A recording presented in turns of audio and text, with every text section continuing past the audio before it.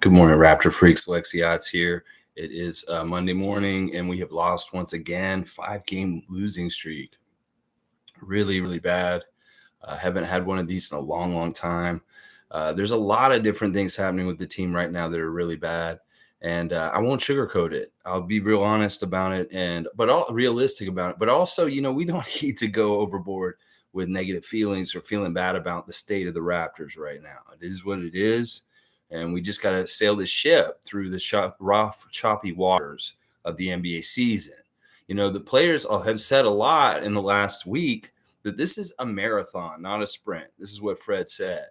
And that, there's parts of the NBA season that could look really, really bad. Now, the thing about our team right now is there's a lot of things that just aren't happening that need to happen for us to win. And obviously, it has to do with our defense and shooting. And these aren't easy to figure out when a lot of things are going on all at once, whether it's injuries, whether it's slumps, whether it's just that, confidence is shot to a degree. There's different weird energy as far as like not being able to like work off each other very well when everything's a little shaky. So it all kind of snowballs and it makes it really hard to get yourself out of the mud. Now, I don't want to make somebody blame me for saying, oh, you're just making excuses, no excuses. Well, you know what? Listen. Everything that happens in life, there are things that help contribute to what happens. And that's all I'm doing. I'm not making excuses. Call me like a coroner and I'm doing an autopsy. That's what I'm doing. It has nothing to do with excuses. It's just the pure truth of the situation. So it is what it is. And we just got to be who we are. We're Raptor freaks. We care about the Raptors. We root for our team. We ride or die with them. We don't give a shit what's going on with them. We are fans of this team, and we do not turn our backs on them. That's why y'all are here. The 6 of y'all. I know the numbers will go down right now. I'm not going to probably make my goals for subscribers this season if we're going to continue to go this way. I really do as well as the team does. So this is going to be an interesting year. Could be very interesting what happens down the road. Now, Giovanni has been blowing me up in the last 24 hours with all kinds of comments. So let's go ahead and start the show with Giovanni, who's in our comment section already this morning. He's going to say, just doing the numbers, Alexi, if the Raptors lose 2 more games and fall 6 games under 500, they have a 1% chance of finishing higher than the 6th seed. To get 5th seed after falling 6 games after 500, the Raptors would have to go plus 16 over 500 at the end of the season, and they have a brutal 25-game schedule against playoff teams until February. I think the Raptors are in stealth tank mode, playing 2 versus 5 iso ball with Fred and Pascal so they can raise their value before trade deadline. Very interesting assumptions. And some of them, they probably are very fundamentally right as far as the mathematics, as far as being that far out from 500 and how much it would take to overcome stuff. The schedule is so weird. It's like we have these very long homestands where we play like 4, 5, 6 games at home, but they're very difficult homestands. And then we have very brutal West Coast trips coming up still, where we've got like a 6-game road trip. We're going to be gone for 2 weeks, and we're going to be going over there to the Western Conference and playing a lot of teams. And that, the thing is right now I'm realizing that, usually there's like teams on the schedule that are easy to beat, and we don't find any of those. And now I realize, Brian Winders, why is it that the Raptors can't find any teams that are easy to beat this year? Well, we're that fucking team. That's why. We're that team that is on the schedule that looks like a cream puff at this point. And I hate that so much. It really has shown how the mighty have fallen. That, there's certain things about our culture and our basketball that we like to play in Toronto that is in trouble.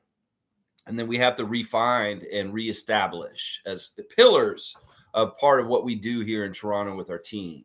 But it's tough. So we're doing a reaction to the Warriors game last night. We'll talk about that. And I'm also doing a preview because we're playing again tonight. Chris Boucher's posting pictures of himself in the airport, not of himself, but of all the Christmas trees at Pearson as he's passing through there in the middle of the night last night to go to Philadelphia, to go there to play tonight against the Sixers. Oh my gosh, it never ends.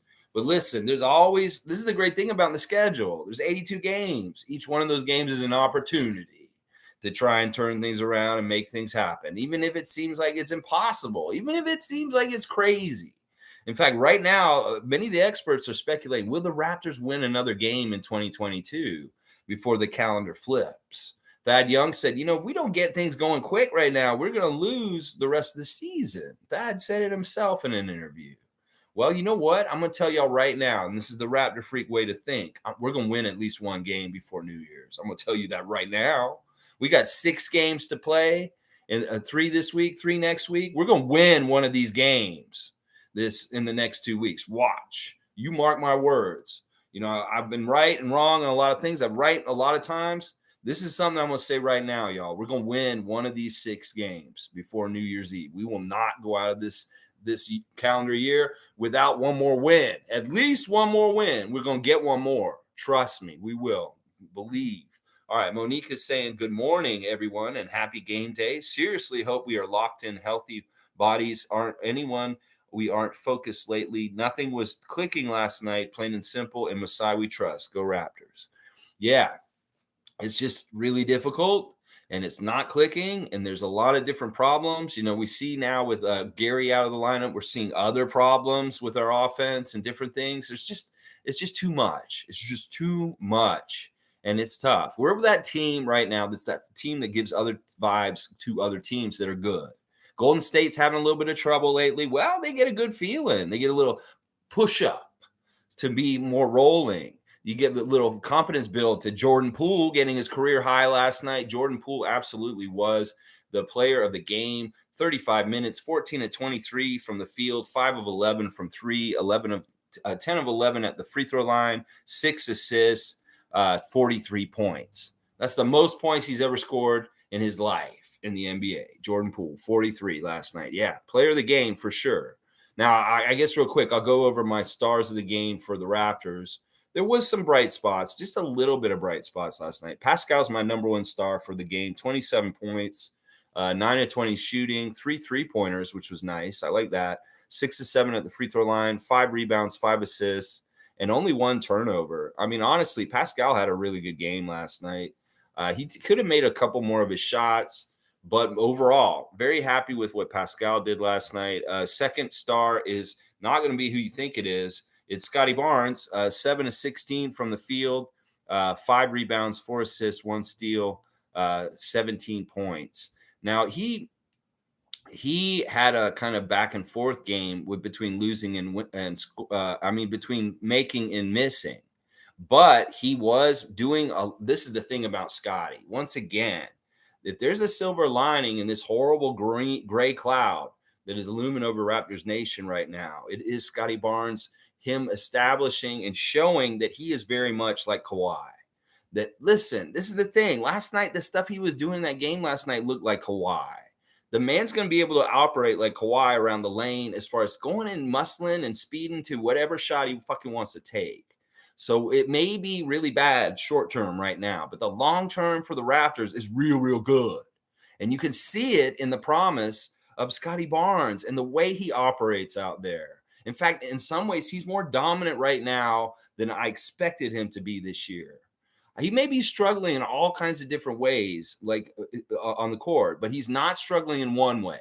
And that's forcing his will to where he wants to get on the court, to what spot. In fact, that may be the most difficult thing to do in the NBA, is to learn how to do that without fouling people with offensive charges. Think about OG and think about all the bully ball he tried to establish over the years and how awkward he was and how many times he bumped guys over and they flopped, just like Draymond did in that one play where he flopped. And it was a horrible call. It was a horrible call when Draymond flopped and Pascal made that basket. There was some bad reffing last night. But what I'm trying to say is Scotty Barnes is advanced as far as low post and getting to the spot. Now, the one part of it that's not totally working is that he hasn't fine-tuned and honed the ability to make that shot for sure on like 80% clip. That he still misses a lot of them, but that is going to be cleaned up even more, and it's going to make it even better because he's already making a good percentage of them, but he's going to make even more of them because he's going to clean it up and get better and better at it. So there is a huge, huge silver lining to the way that Scotty Barnes played last night and what bodes for the future. and just how dominant this kid may actually be as he figures out more and more exactly what his NBA role can be and how much he can put his will on the game. So cheer up on that one. Seriously, you can see it. You watched the highlights last night. You watch Scotty Barnes. And this is the thing. He's not doing it against easy defensive opponents in some ways. He's going up against guys like Draymond Green. He's going up against really good defenders against him, like Kevin Durant's in his face, and he still goes and scores right in his face. So he's not intimidated. There's nobody who can really stop him. Trust me.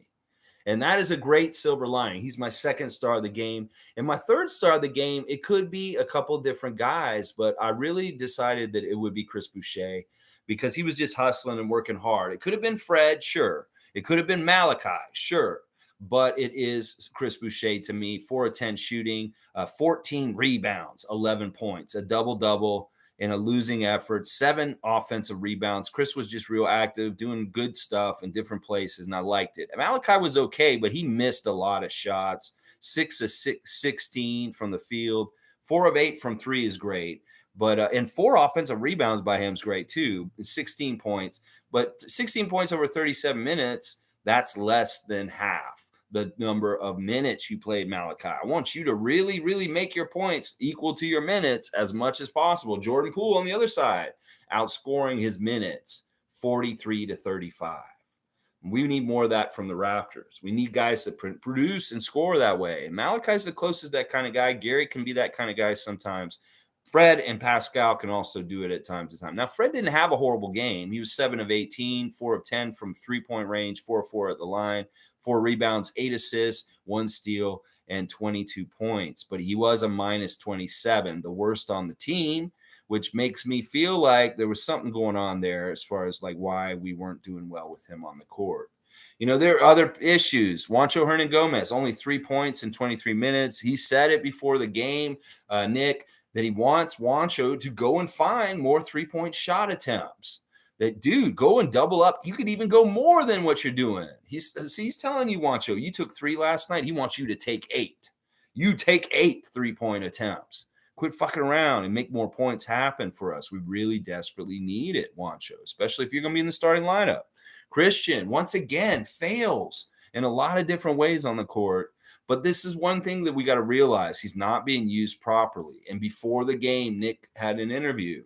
And he said, you know, if we hadn't been so injured so far this season and since November, the beginning of November, he would have sent Koloko to 905 and he would have played down there a 40-minute game or something like that.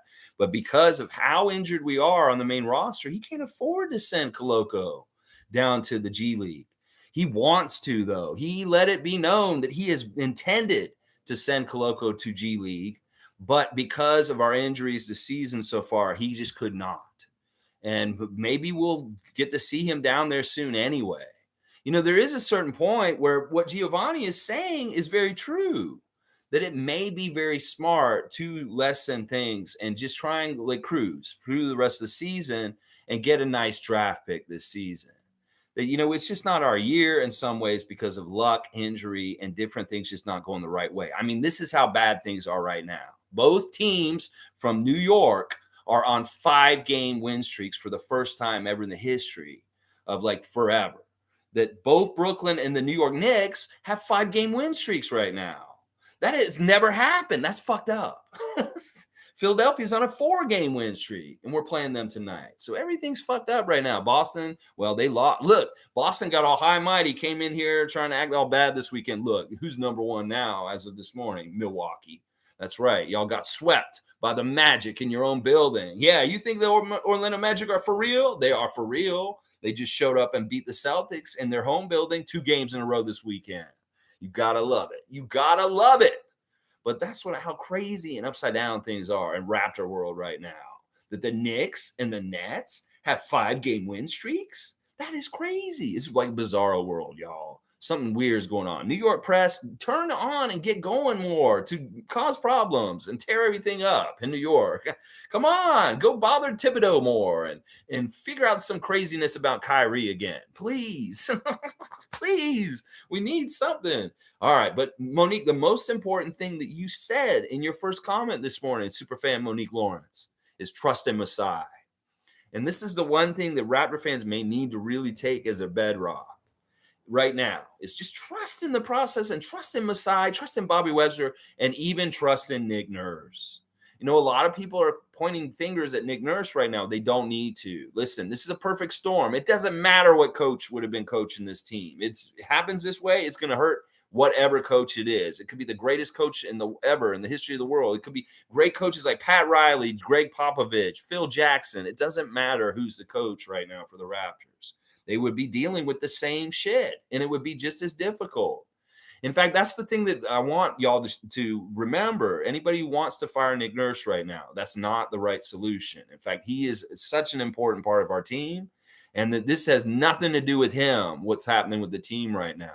So anybody who's going around saying fire Nick Nurse, well, they're misinformed and they're a little misguided. So trust in Masai, trust in Bobby, trust in Nick Nurse, and even trust in our players that they're going to figure this out. They hate this. They hate this so much. It's just they're having a hard time getting it together all together as a collective. But they'll figure it out. And the great thing about this team is they're not going to turn on each other. They're just going to ride through this horrible turmoil and just keep trying. But listen, as Giovanni has said, if we're going into stealth tank mode, if we're doing a Baines tank commander kind of shit coming up right now, maybe Koloko is our tank commander this year. Keep him out there. Just an easy screen door. Everybody can score when Koloko's out there. He is so raw and so green that he cannot keep up with anybody around the basket. You know, he's so late to react to people that are coming there. He's already beat. It looks so bad at times. Like he has little guys schooling him. His timing with his blocks is going to have to be worked out. His footwork, his positioning, his ability to figure out how to muscle guys and keep them away from the basket. All this stuff is going to have to be learned by him. Well, we're going to lose while he's doing it. Maybe this is the way to go. Play the hell out of Koloko. I may flip like that. It's like, okay, we're not trying to win anymore. All right, start Koloko every single game for the rest of the year. Go ahead, Nick. Start Koloko every single. You're already starting him. Maybe you already were trying to do this. But it really is because Precious, this Pascal, OG, these guys have all been out at different times. This is why Koloko is starting, and this is why Koloko is not on G League. And he said it before the game. So it's very interesting. All right, Giovanni has more to add. Let's see what else he's saying. I think Pascal is good, but I don't think Masai will pay Siakam $50 million over 4 years on a non-contending team. His value won't be higher than it is now. And he's not like KD, Giannis, Kawhi, or LeBron. Well, Giovanni, if we want to try and figure out who the guys that are going to get kept here and who aren't, it's tough to really suss that out in some ways. Sure, there's some guys that it could be very expendable, but you may be shocked to see who actually is the expendable guys and who aren't. I don't think Pascal's expendable. I think that Pascal's pretty ensconced here and that he's not going to get traded, just like you're saying right there. I think that him and Scotty are safe. If anybody on this team is safe, it's those two. Now, everybody else, it could be wide open for. But and OG's another one that I'm kind of like leaning towards that I don't think will move. But I'm including Fred. But it's not very likely either. I don't know. Fred's a weird one just because of the contract extension and different things like that. I don't know. This will be interesting. But I don't think Pascal's one of the ones that'll be moving. I really, really don't. I think that he's doing so many good things for us on so many different ways that once we get going in a good way, he's going to be very valuable. And we're going to be glad we didn't. Now, once again, this team behind me in that picture, the ones that are champions, I value them staying on the team. So all of them, I really don't want them to go. Fred, OG, Pascal, and Chris Boucher. So those four are very, you don't want to trade them. I don't know. We'll see. Once again, I don't want to do too much trade speculation or say that these players should not be on this team anymore. We're just going to see what Bobby does and over time, and we'll react to it. As long as we got these guys on this team, they're in the boat with us. They're on my team. I love them. And I don't want to talk about them getting traded, even just speculating here, because it's just not worth it. Monique's saying, so bummed about Gary Trent Jr. You don't even know. Sad thing is, it's a contract year, even more. Head up, Gary. Please, we were thinking of you, honestly, always.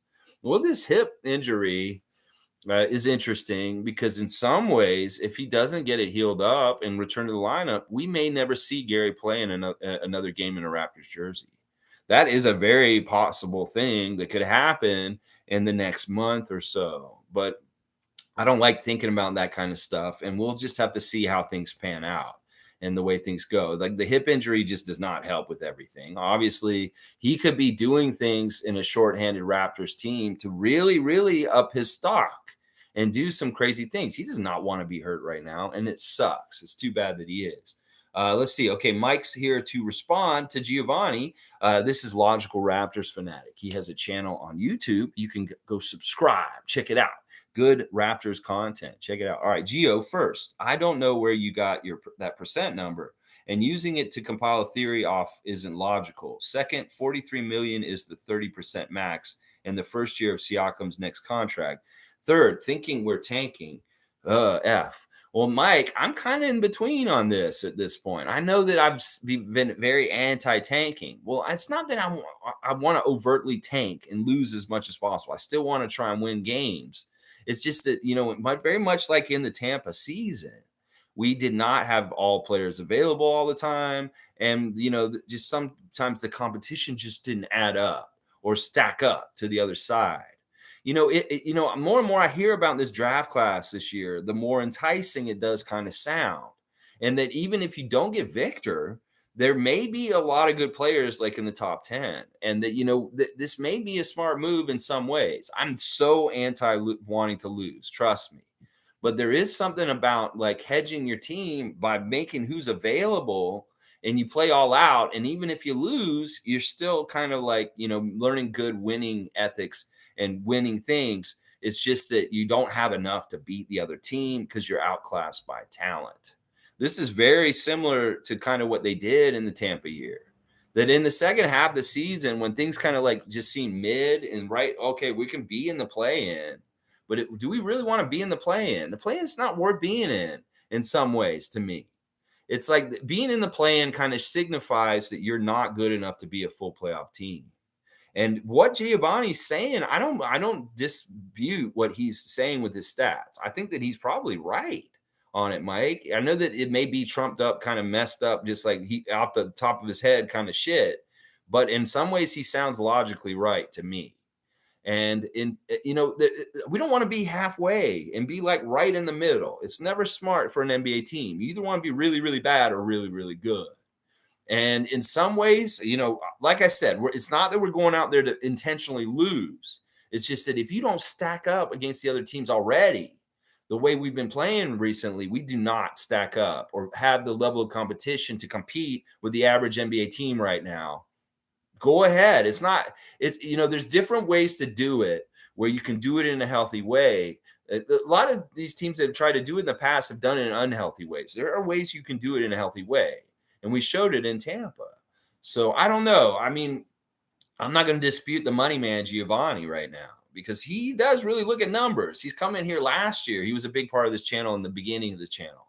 And he was always the money guy. He was always thinking about it from a money perspective and what's worth and stuff. So he is a little bit of a numbers guy. And I don't dispute what he's saying. That's what I'm saying, Mike.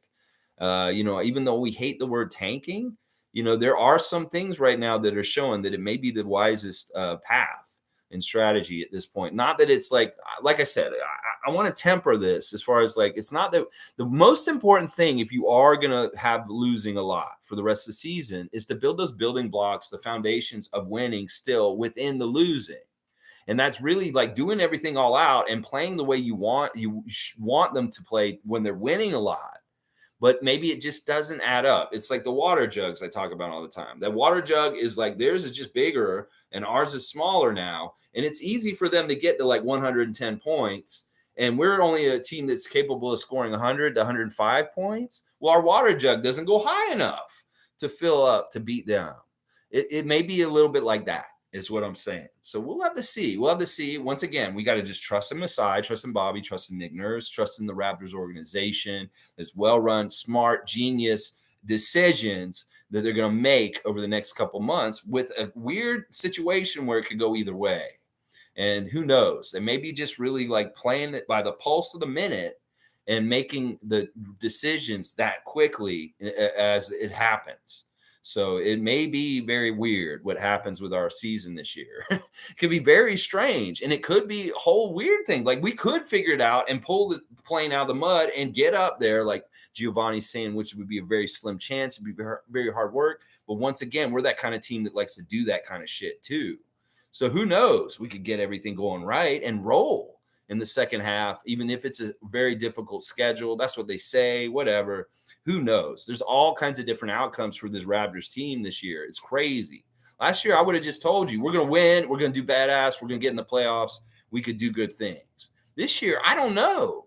I do not know. We could do what I just said again this year, but we could very well do the opposite also. So it's tough. It's tough to gauge and tough to know. And it's really like a surfboard. We got to ride the waves. And if those waves are just too big and ominous and deadly, well, maybe we need to get off the board and get to the beach. That's what I'm saying.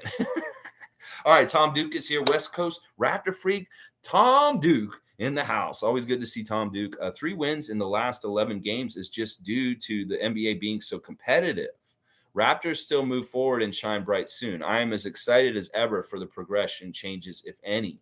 Good morning, game day. Let's go. Thank you, Tom Duke, for a great beam of positivity coming from West Coast time, Pacific time out there. Tom Duke it's up at 6:46 here on the Raptor Freak channel after a big loss to the Warriors last night, a deflating loss. And look, this is a real one. He's still up early before work and joining us to talk about this. We commend you, Tom Duke, and we appreciate and respect you. You know what? I like what you said. I mean, it's true. 3 wins in the last 11 games is due to the NBA being so competitive. The parity in the NBA is crazy right now. It is so equal.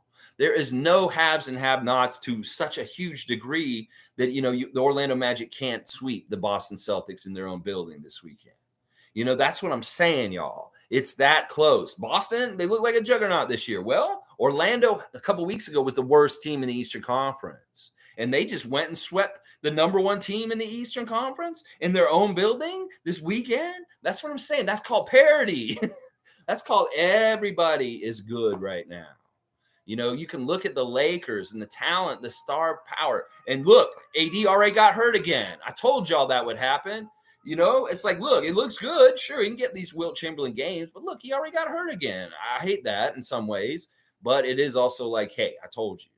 But that's the thing.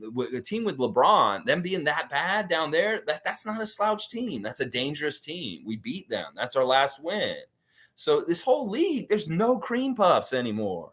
Every single team in this league is good, except for us. We literally may be the worst team in the league at this moment right now, just because so much is not working right. Now, Brian Winders, not the best team in the league in some ways. In the year of Wemby. I mean, even established journalists down in the U.S. are making memes with Wemby in a Raptors jersey after the loss to the Warriors yesterday. Yeah, we give these good feelings out like it's candy at Halloween.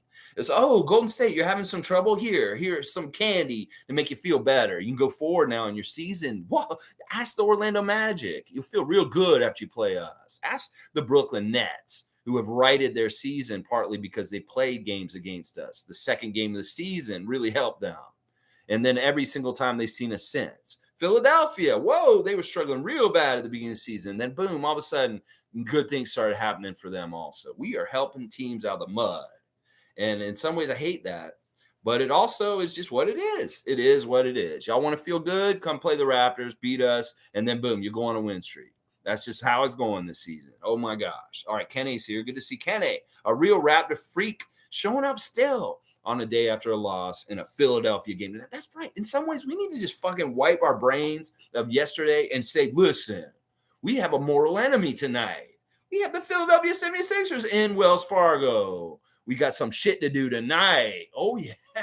It could be real good tonight if we fuck up the Sixers. Oh, yeah. And don't think that this can't happen. Don't think that these guys aren't pissed off. And don't think that a rabid hurt dog in the corner can't hurt someone. When a dog is hurt and in pain and it's just, and growling at everybody. That's who we are as a team right now. We're that hurt dog that is ready to bite. And we are ready to bite tonight. Let's go. Raptors. That's what I'm saying. I'll get hyped up now. Maybe I've been too docile this season. Maybe I've had these previews where I've been just like, oh, mild-mannered Lex. I'm just going to tell you the reps. I'm just going to tell you the injuries. No, maybe I need to get up. Maybe I need to get crazy.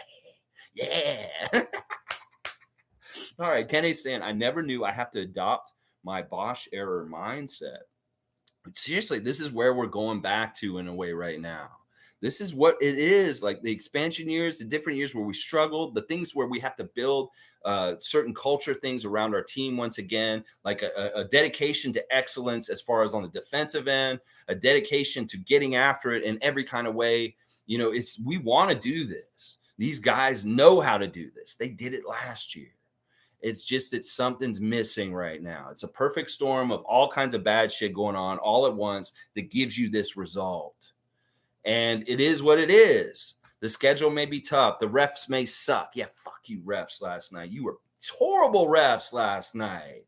Sego, you were really bad in some ways. They didn't even need your help. Seriously. Why are you all helping the Warriors even though they don't need your help? Come on. It's crazy. But yeah, this is true. Like in some ways, we're back to where we were around 2010 in some ways. But I'm going to tell you right now, it won't take 9 years to get from that feeling of 2010 Toronto Raptors to get to another championship. This could happen real quick, in fact.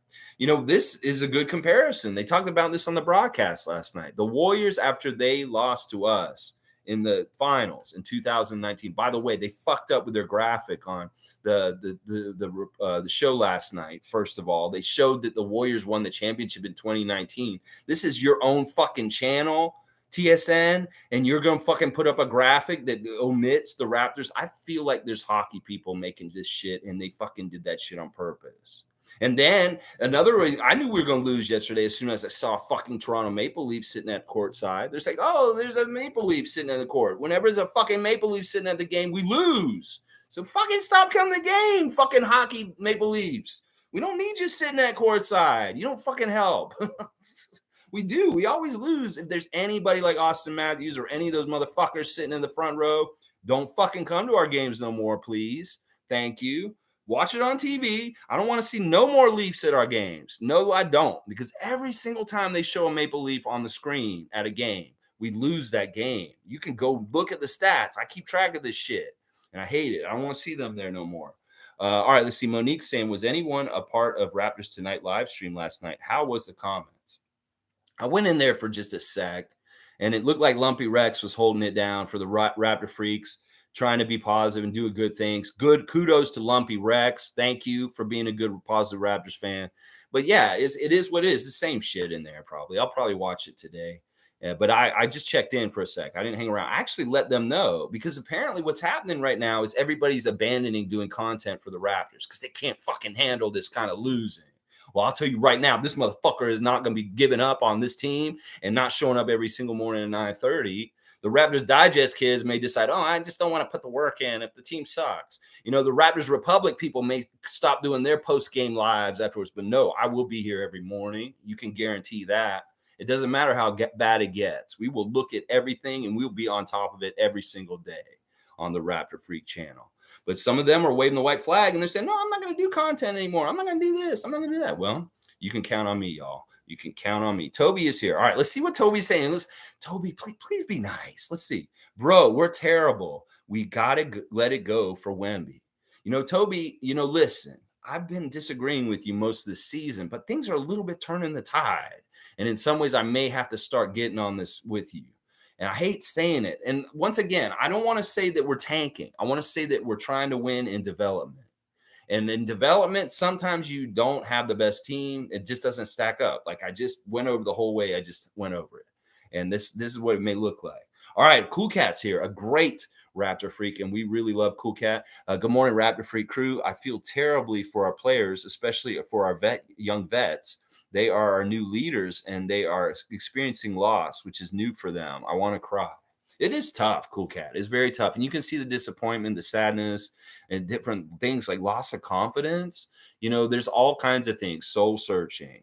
But this is essential for young players like Koloko and Barnes to go through. Trust me. Scotty's got to go through this kind of thing, and he'd go through this on any team in this league. It doesn't matter. He's going to have to deal with this, especially being a high draft pick. He's going to be on a losing team at some point. We were lucky. He was lucky last year. He was on a winning team that won most of the year. Well, now he's getting a little bit of the other side, the yin to the yang. And it just more fully rounds the importance of different things that he has to do on the court. That he's made last year, things may have came easy. Well, this year it isn't. And that he has to learn and recalibrate. And this is going to make him such a better player in the long run. You know, Michael Jordan's first couple of years in the league, he lost a lot. And he had to learn that it really matters, that he really doesn't like losing, and that he had to get his team out of the mud, the Bulls. And that is really what motivated them. And boom, all of a sudden they went astronomical with what they did with him as a leader. He really hated losing that much. And I think Scotty hates it just as much. He really, really does. And, this isn't fun. And some people may say, oh, you're losing. You might lose him. No, we're going to get this together and figure it out before any kind of like contract is up for him.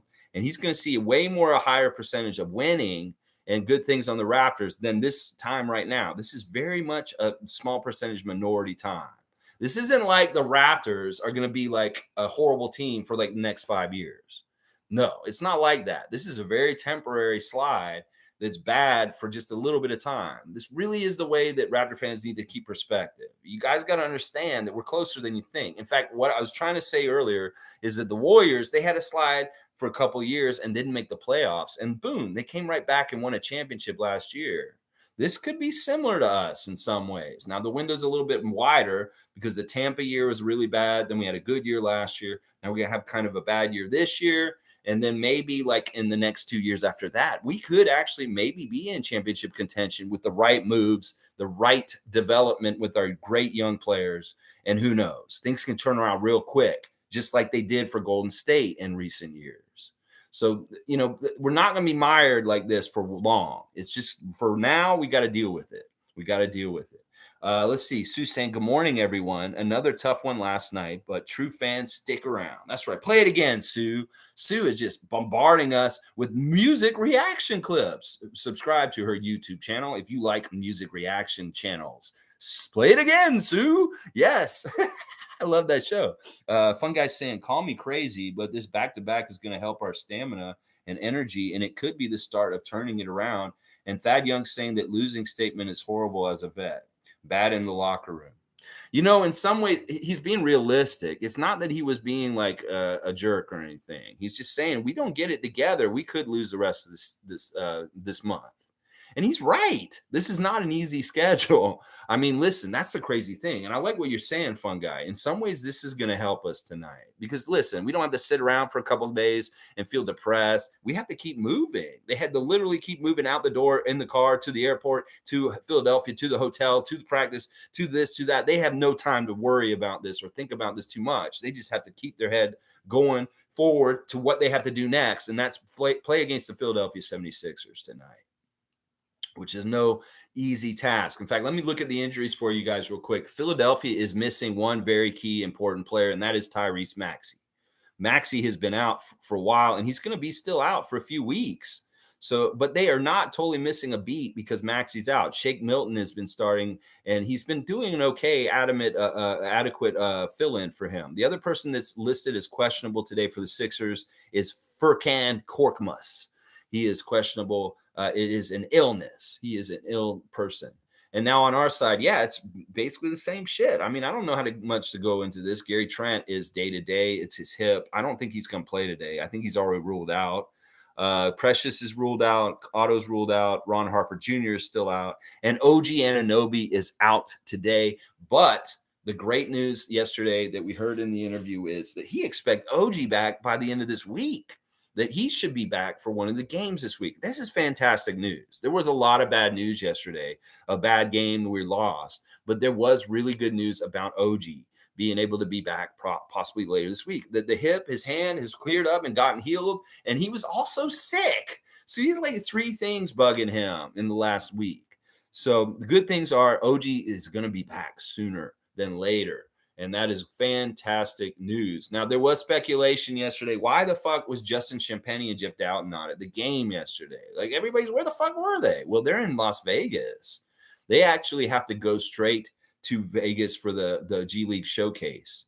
And they had to go there. And there just isn't time. Like, if they could have worked it out where they could have had them here for the game yesterday and gone to Vegas, because they have a game tomorrow. They're playing 2 games in a row at the showcase. They're going to be playing tomorrow and Wednesday. They're both 2 days in a row, and they're playing Texas. And guess what? They get to play the Mexico City team on Wednesday night at 11 p.m. So we're going to get to watch the Raptors play the New York Knicks on Wednesday night in Madison Square Garden. And then after that game, there's a G League game at 11 p.m. on Wednesday night against the Mexico City G League team. So that's kind of cool in a way. We'll get to see the Mexico City team play against the Raptors 905. Then, as I said, Tuesday, it's against Texas. So we're playing Tex-Mex matchups. Texas and Mexico City are the 2 games that the Raptors 905 will play in the showcase starting Tuesday and Wednesday. And that's where Jeff Doughton and Justin Champagnie are. They're in Vegas.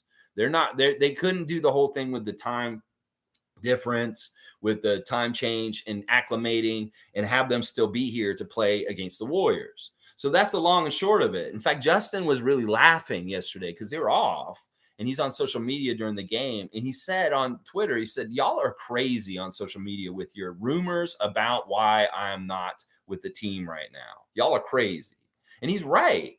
If you all just understand or pay attention like the Raptor freaks do, you'd realize he had to go to Vegas because the 905's out there. And once again, they're making crazy moves. They totally retooled this Raptors 905 team. And it's going to be weird to see them on Tuesday. They may look totally different on Tuesday in their game. I think the game's at 6, the Tuesday game. And then the Wednesday game's at 11. So there's your times. And that's what's up with Justin Champagnie and why he didn't play yesterday. Some people are probably wondering that and probably like, what the fuck is going on? Where's Justin? We could have used him.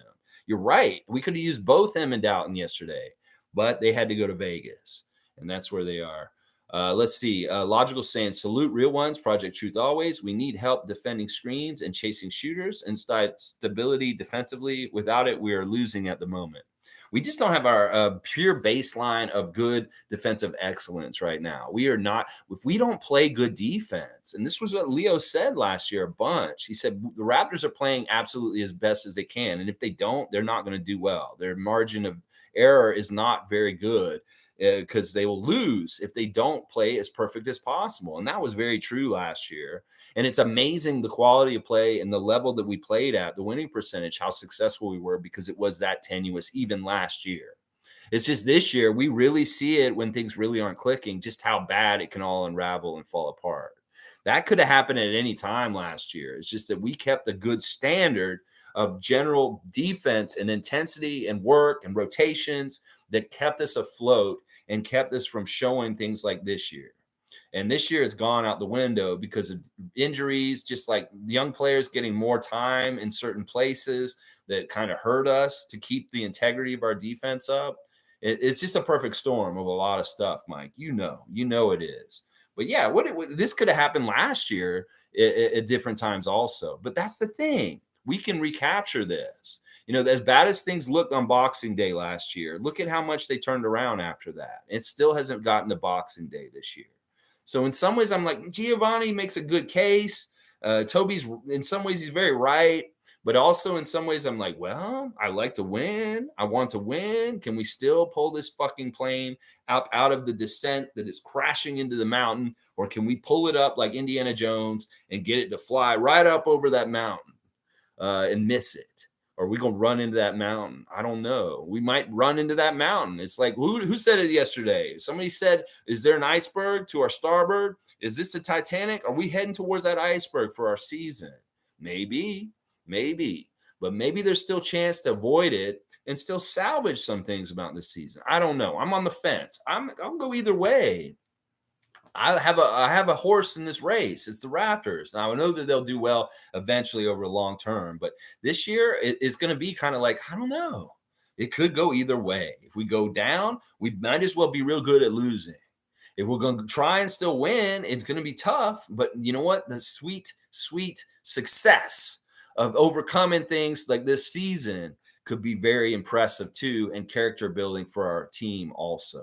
So there's a couple different ways this could go. Wow, 37 people now. All right, I like this. Y'all are not afraid to come in here and talk about the Raptors in a time when it's real difficult. I appreciate that. All right, let's see. Cool Cat is saying injuries decimated our core players and our end of bench are project players. They can't affect winning yet. That is our dilemma. Pascal is meeting 3 to 4 defenders. They just ignore the other players. Yeah, there's a lot of trouble. Like last night, we wanted to ignore Draymond Green. He was supposed to be the guy we were supposed to play off of to help with the defense. And what happens? We play off of him, and this guy hits 3 3-pointers to open the game. He never does that. In fact, he made a big deal out of that after the game. He's like, I don't remember when I made 3 3-pointers in a row. He's like, it's crazy because at the beginning of the game, it really looked like it was going to be a Pascal versus Draymond 3-point shootout because it was like, oh, Pascal hits a 3, Draymond hits a 3, Pascal hits a 3, Draymond hits a 3. And that was kind of an interesting way to start. But it really fucked up our defense right at the beginning because that was the person we were supposed to allow to shoot threes, and he's supposed to brick them, but he was making them. And that really kind of helped their offense for the rest of the night. It just started clicking and going real well. And then J.Poole just took over and said, I'm the best player on the court. I'm going to look like what Siakam should look like right now. And what can you do? What can you do? What can you do? And you're right. Siakam's getting so much focus. But still, we need more. We need other guys to do stuff. And I'm pissed at you, Nick. Why did you only play Cam 1 minute? And it was at a really weird time, and it didn't really have any effect on anything. You brought him in, and I'm like, oh, he's finally playing Cam. And it was right at the end of the first half. And I'm like, what the fuck? He played for 1 minute last night. You couldn't play him more? Oh, my gosh. Anyway, it is whatever. I don't even want to really react to the game anymore. We should move on to the preview as much as possible. Let's see. Fun Guy is saying, again, call me crazy, guys, but we are winning tonight. Watch. Energy has been an issue, I've noticed. Going on the road on a back-to-back instead of fatigue, they will be energized. You know, I won't disagree with Fun Guy. This is the weird thing about the Raptors. They'll lose when they're not supposed to lose, and everybody will be disappointed. And then they'll win when they're not supposed to win at all, and everybody will be overjoyed and crazy. We just haven't had any of those games recently. But he could very well be right. This is who put us out of the playoffs last year. This is a team that we are kind of bitter towards in some ways. There's a little bit of recent history. If the team can't get up for that and put in a good effort and say, fuck Joel Embiid and the Sixers, then, yeah, I think Fun Guy may be right. And that tonight we may have a really entertaining, fun game to watch tonight. And the fun thing about it will be in some ways that all the casual bandwagon Raptor fans won't watch tonight because they saw last night and they would give up on us. And then boom, there'll be a gem of a game where we kick so much ass and we have good feelings. But those fair weather fans weren't there to enjoy it because they gave up on the team. So I think that you're right, Fun Guy. This is the pattern of the Raptors in some ways. Does it make sense that they would win on the second night of back-to-back after the way they've been playing? No, but that's why exactly it might happen. It might just happen. I love what Fun Guy's saying. That is a positive Raptor freak right there. Alistair saying Siakam needs another guy. Oh, I don't know. Like OG is another guy. Precious is another guy. We just need them. Gary Trent. Oh my gosh. Tom Duke saying, what is Gary Trent's injury? 2 sore thighs. I don't know. Tom, are you trying to speculate that like he's got how he got his injury? Like 2 sore thighs. Both thighs? It's not just one thigh, Gary. It's like both thighs. Brian Winders. All right, we could go real dirty with this, Tom, but we're not going to go there. We're not going to go there, Tom. That's funny. Starscream is here. All right, Nets fan is here to check on us. He's probably going to just like a welfare check here. Let's see what he's saying. Hey, Raptors freaks. Tough luck for you guys recently, but keep your heads up. It will get better. We went through something similar last year and still squeaked into the playoffs. Well, I don't even know if we want to do what y'all did, though, and just kind of squeak into the playoffs. In some ways, we don't want to be half-assed. And that is kind of half-assed in some ways. Like I was just saying earlier, I think the play-in is a fail. If you're in the play-in, then you don't really have a good chance at either way, and then you're not even really in the lottery. So it's kind of like I'd rather be 11th than 10th. I'd rather be 11th than 9th. I'd rather be 11th than 8th. I'd rather be 11th than 7th. And if I don't get one of those, I would rather be 6th than 11th. But that's it. That's it. I don't want to be in the play-in. I don't want the Raptors to be in there. If it's either we miss the playoffs completely or we fucking make the playoffs straight up. Otherwise, I don't want to be there. And in some ways, I would say I don't even want to be in the playoffs if we don't have home court advantage. What the fuck is the point of it? It's what is the point of it? So I appreciate you coming in to check on us, Starscream, and respect. Respect. You guys are rolling. You won once again yesterday. Good job. You were actually losing to Detroit, and then you came back and won at the very end. Good job and good stuff. Detroit is very similar to us right now. They look like they may be, Cade Cunningham not coming back. They may not wanted to win last night. They may have done them a favor, Brooklyn, coming back and beating them. So appreciate you coming in here. This is just goodwill. And Starscream's right. Last season they had a really bad year in different ways, and they weathered it. And now they're seeing good things happen for them now.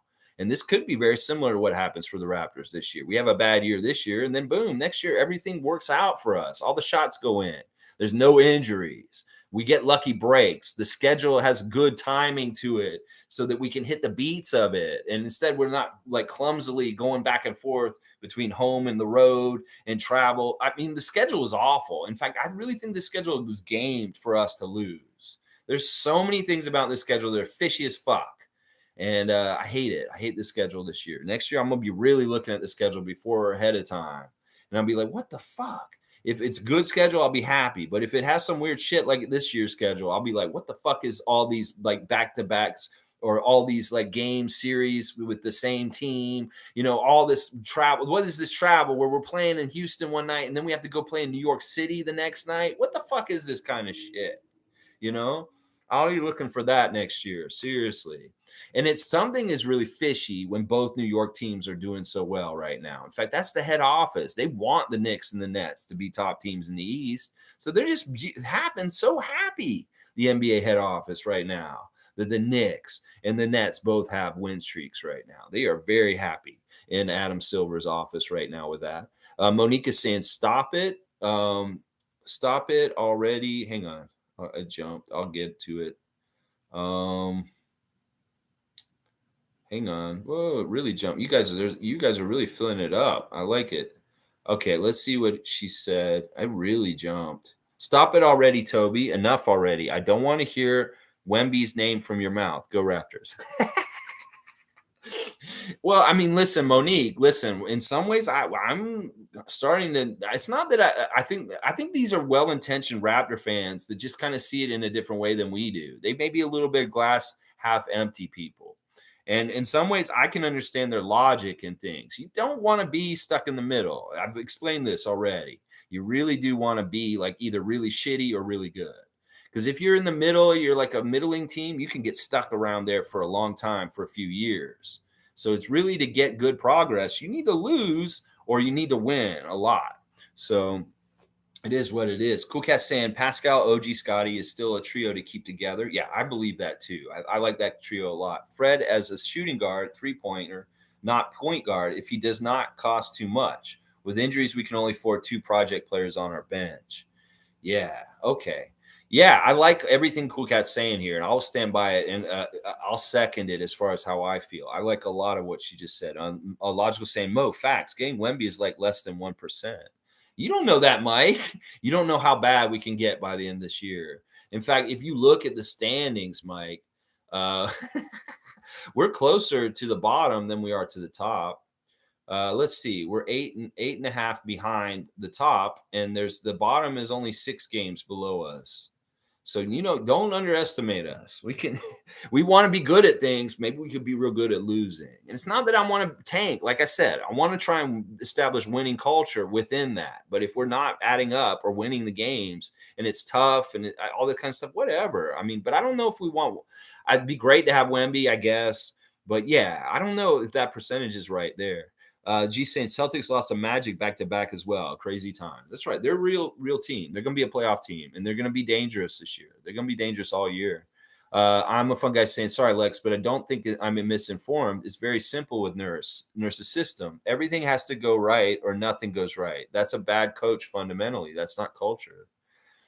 That's not totally true, man. That's not totally true. I'm going to stand up for Nick Nurse, especially right now, because I know, not that I think they'll fire him, because I really don't think they will. There's no way they're going to probably fire him. That'd be really crazy if they did. Masai would be stupid. But I'm just going to stand up for him because he is taking a lot of a bashing right now. And I don't think it's totally his fault. I really don't think this stuff that's happening with our team is Nick's fault. It really has more to do with luck, injuries, and just what's happening with us right now. You may think, oh, well, why can't we do something? Well, we do usually in these situations. Look at how we toughened through the Tampa season, and we kept a lot of good stuff for last year. We've toughened through times like this with Nick Nurse, and the good times have come back again. So we need to keep that perspective in mind and stuff. I'm not going to say you're misinformed. Part of this is opinion, but also part of it is just a track record. Nick Nurse is going to come back and rise up again and be a great coach for us in the future. It's like, don't throw the baby out with the bathwater. I'll say a lot of fucking stupid ass normal sayings, but this is true in this case. It's like that bathwater may be dirty around that baby right now, but you love that baby and you want to raise that baby. You going to throw that baby out just because that water smells? That's what it is right now. It very much is that. Callie's saying our 3-point shooting and lack of defending is what's killing us. Yeah, that's a little bit of it. I mean, let me do the autopsy on the box score from last night with the team stats. All right, what battles did the Raptors win against the Warriors last night? Well, we did not win the shooting battle in any kind of way. We ended up getting 14 more shot attempts for field goals, and they made 3 more shots than us over the course of the game. They were 53% shooting. These teams that are playing us are shooting such a high field goal percentage right now that it is horrible. It is really indicative that we are playing horrible defense, that they're getting so many easy shots near the basket that their field goal percentage is like between 50 and 60% every night when they play us. Meanwhile, we shoot 42%. And that really is pointing out what Cool Cat is saying right now. The 3-pointers, they got 5 more threes than us, which is 15 points. So it's like there's a deficit right there in the game, a 15-point advantage from 3-pointers made. And it's not that we actually shot bad from 3-point range. We actually shot just right below where we should be shooting. It's just that they shot so well from 3, 46%. We shot just 39%. The free throws, they killed us at the free throws. They got 5 more free throws made than us. They got to the line more than us, and we didn't shoot as well there. We out-rebounded them. We won the rebound battle. We got 18 offensive rebounds, which was really impressive, but we only out-rebounded them by 2, 43-41. That's not enough. We need to dominate that stat.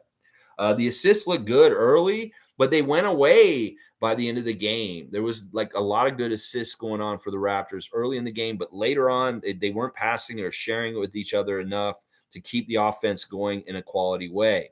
The stats for steals and blocks, exactly the same. We got less turnovers than them, but still 14 turnovers. And the points off turnovers were just off by 2 points. We did dominate the points in the paint, though, if that's something good to look at. So, I mean, it's weird because we got outplayed in a couple of different categories and we've been winning lately, and then we won some categories we hadn't been winning lately. So there's a little mix of both. Naco the Nacho saying it's never a good sign when Draymond starts with 3 threes. Pascal is about as expendable as a Jimmy Butler. Ooh, Naco coming in with the heat. That's that spicy jalapeno cheese on the nachos this morning. Yeah, I like that. It's never a good sign when Draymond, that's extra. That's just bonus shit. When Draymond's hitting threes like that right away at the beginning, that does not bode well. And that's fucked up because it really does open up their offense, as we can see. And it kept it open for the whole night. And then the thing, what you just said about the comparing Pascal to Jimmy Butler, do we really want to be like our adversary tonight, Philadelphia, and have seller's remorse and like not retaining Jimmy Butler? That this could be very similar is what Nako's saying. We could trade Pascal Siakam this season, and then he goes somewhere else, and it's insane what happens there. And then we just feel like shit and be like, what the fuck? Why did we trade Pascal? You guys, I think Nako's nailing it on the head. That the importance of Pascal Siakam to our team is just as important as Jimmy Butler was to the Sixers a couple years ago. And we don't want to make the mistake the Sixers made and like not retain him or keep him around. Savage is saying DeRozan, no one's safe, fam. Well, I know that's true. Anybody can get traded, but there's something a little bit different about the situation now. DeRozan was not drafted by Masai Ujiri. Masai Ujiri's drafted all the guys on the team at this point or acquired them. And that, listen, much like Casey, DeRozan was around partly from the era before. And, that's in the way, that's why he had no allegiance to DeRozan. He drafted Siakam. He drafted Anunoby. He drafted Fred. Well, he didn't draft Fred. But those are his guys. And those are the guys he really looks out for because they're part of what he built. DeMar didn't, he was drafted by Brian Colangelo, I believe. So that's the difference right there, Savage. Cool Cat saying, not panicking. I just feel bad for Pascal, OG, Fred as young leaders of this team to experience this pain. They're trying to tough it out. The camera pans to the bench looking on. I cried for them. It's tough, Cool Cat. It is a tough time. And listen, release the emotion. It's fine. If y'all feel bad and you feel sad and depressed about how things are going, well, I'm going to try and help you not feel depressed. But it's not a wrong thing to be cathartic. If you feel like you just need to let the emotion out, let it out. There's nothing wrong with that. Have a good cry, and maybe you'll feel better. But yeah, it's tough. It's tough. These guys, though, I don't worry about them as much. I don't worry about Pascal, OG, and Fred because they're right in the middle of their careers. They have a lot of time still to get things going good. I worry about the young guys because I don't want Scotty and Christian and Delano, people like that, to really start forming things about confidence in this situation that we're in right now. I want them to learn the right things about losing in the NBA. And I don't want them to get used to it. I don't want them to become players that are involved in a lot of losing in their careers. And that this is a time for them to really solidify what kind of player they want to be. Do they want to be winners or losers? And really take that to heart. Like I said earlier, Michael Jordan did not win his first couple seasons in the league. He lost a lot in Chicago in the mid-'80s. And he pulled that team out of the mud. Scotty may need to lose a little bit to really ignite the fire inside him to stop losing. That in some ways, this awful lose streak right now is very helpful to Scotty to learn that this shit sucks. That this is something I don't like and I don't want to go through ever again as much as possible. This is sometimes the motivation and the learning that can really help players to be like, I don't fucking want to lose ever again.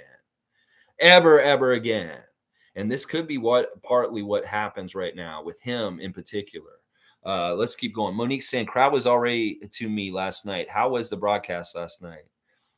The crowd was all right to you last night? It was okay. There was a mix of Warriors fans and Raptors fans there. There's a lot of Golden State fans here in Toronto. A lot of people love the Warriors here, and they showed up. And during the game on the TV, you could hear them cheering the Warriors baskets, which was a little annoying because there was a good amount of Golden State fans cheering for the Warriors in the game. And that is what it is, whatever. They come here once a year. And those fans want to come and see them. They all come out in their Steph Curry jerseys and they all wave and stuff. Every time they showed the crowd on the TV, you could see some Golden State jerseys in the picture. It was very hard to not get sections of our crowd without Golden State people in it. So there was a good contingency of their fans there last night, Monique. Now, the building was so quiet. In fact, the announcer said that this is the quietest we've heard the building all season in the second half. That the fans were really deflated and turned everything off. And that's understandable, the way things went. G saying, this is how development looks like. It's ugly at times. Have been saying it. Kawhi, Serge, Gasol, Norman, Kyle, replaced by Scotty, Precious, Coloco, Gary, Delano, very young, very raw. Want to see them healthier, especially in the center spot. Yeah, I still don't understand this. You guys are saying, like Mike said, Kem Birch is hurt. This is why he's only playing 1 minute. I still don't understand that. I think he got mismanaged last night. But you noticed he didn't start Coloco after the second half. He played Malachi and went small. And once again, that two-guard lineup's doing interesting things. It really is like when Lowry was around. But in some ways, it wasn't effective against the Warriors in any kind of way last night. There wasn't anything good that was happening for us for the most part. And I do want to see more health for us. And we need to see Precious, OG, these guys come back and see some good stuff from them. Kareem saying, looking up and down our roster, we are better than 50% of NBA teams. I'm disgusted with our energy, and I'm sad to say this, but Raptors are not responding to Nurse anymore. I don't even think that's what it is. Kareem. It's not that. It's not that they're not responding. It's not that they're not trying. They love Nick Nurse and they are working hard for him. They do realize, listen, do you think they want another coach to have to go learn all the new stuff? Go through all the bullshit? They know that their coach wins. They know that their coach has a proven track record.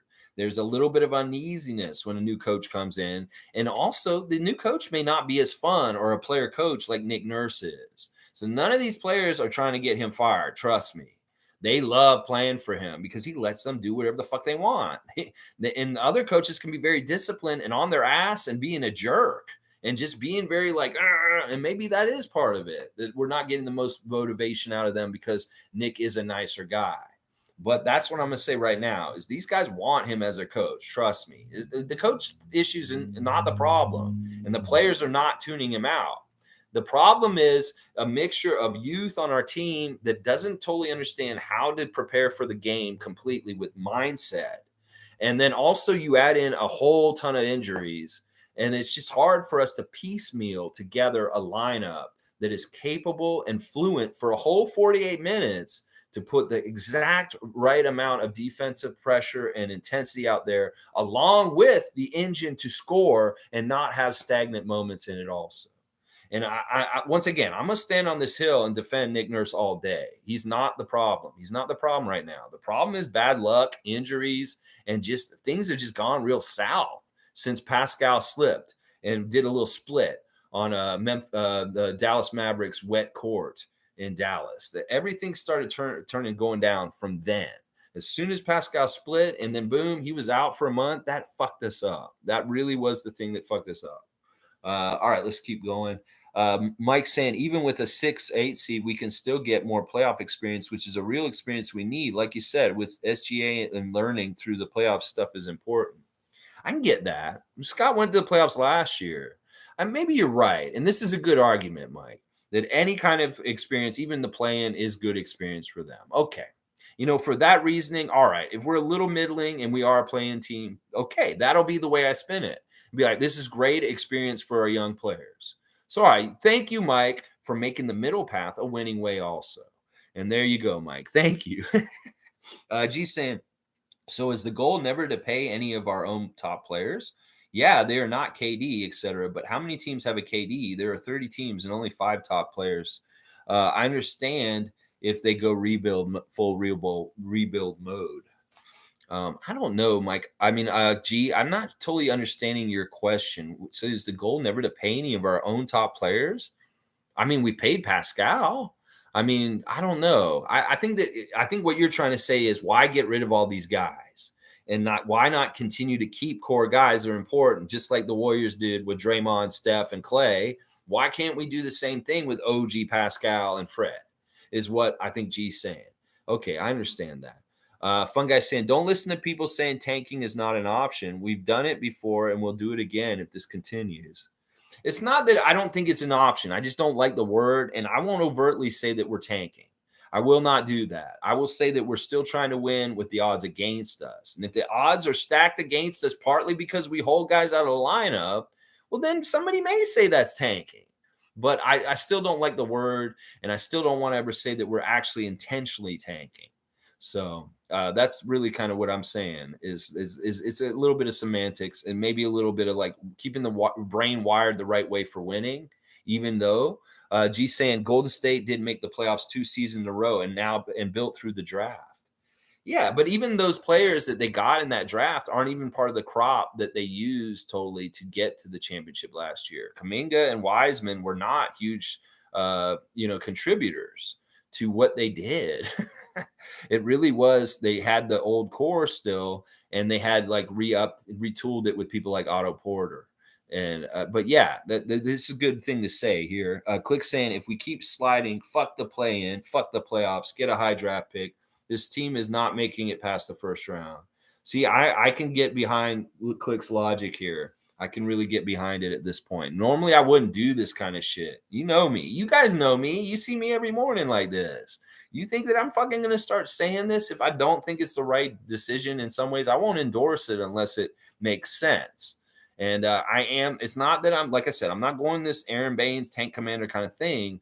It's just I can see what Click is saying. Fuck the play-in and fuck the playoffs if it's going to go in half-assed. We need to be full strength and have a real championship contender vibe to us if we're going to the playoffs. Otherwise, it's just half-assed. Blackhawks saying, why say tank when they are already racking up losses? It's redundant. The question is, how can they right the ship defensively because they are putting up points but can't get enough stops? I love this. I think Blackhawks exactly right. They're already just getting losses. It's not even really tanking. It's just we're playing to win, and it's just not adding up to enough. Well, that's what I'm saying. Is like let's continue to play this way, and if they become L's, so be it. So be it. But we need to try all out, and we don't need to be trying to lose on purpose. We need to be playing as hard as we can. But if it doesn't add up to winning, then that's so be it. That is what it is. And I think that Blackhawks' second part of the comment here is very important too. The question is, how can they right the ship? It's like within this badness, how can they start to build and fix maybe little aspects of it? Slowly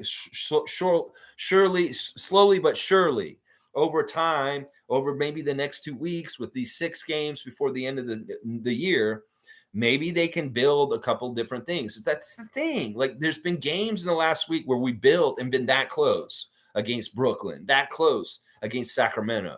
And then we have a shit game like this one, which really was very similar to the first game in Orlando last weekend, where I was like, this is fucking horrible basketball. We're playing like shit. The effort's shit. This is like all really bad in all kinds of ways. That I can say about that last night. That this last night may have been one of the worst games we played this whole season. Last night in that first Orlando game, and then those blowouts to Oklahoma City and New Orleans and Brooklyn. Those 5 games are maybe the worst games. And then you can even add in the loss at the last second to Atlanta, the loss to Kyrie at the last second last week. We got like a top 10 list of bad losses this year and no top 10 list of good wins. And that sucks. But that's just how it is. It's all stacking up. They play it, put it out on the court, and this is just what's happening. It's the outcome.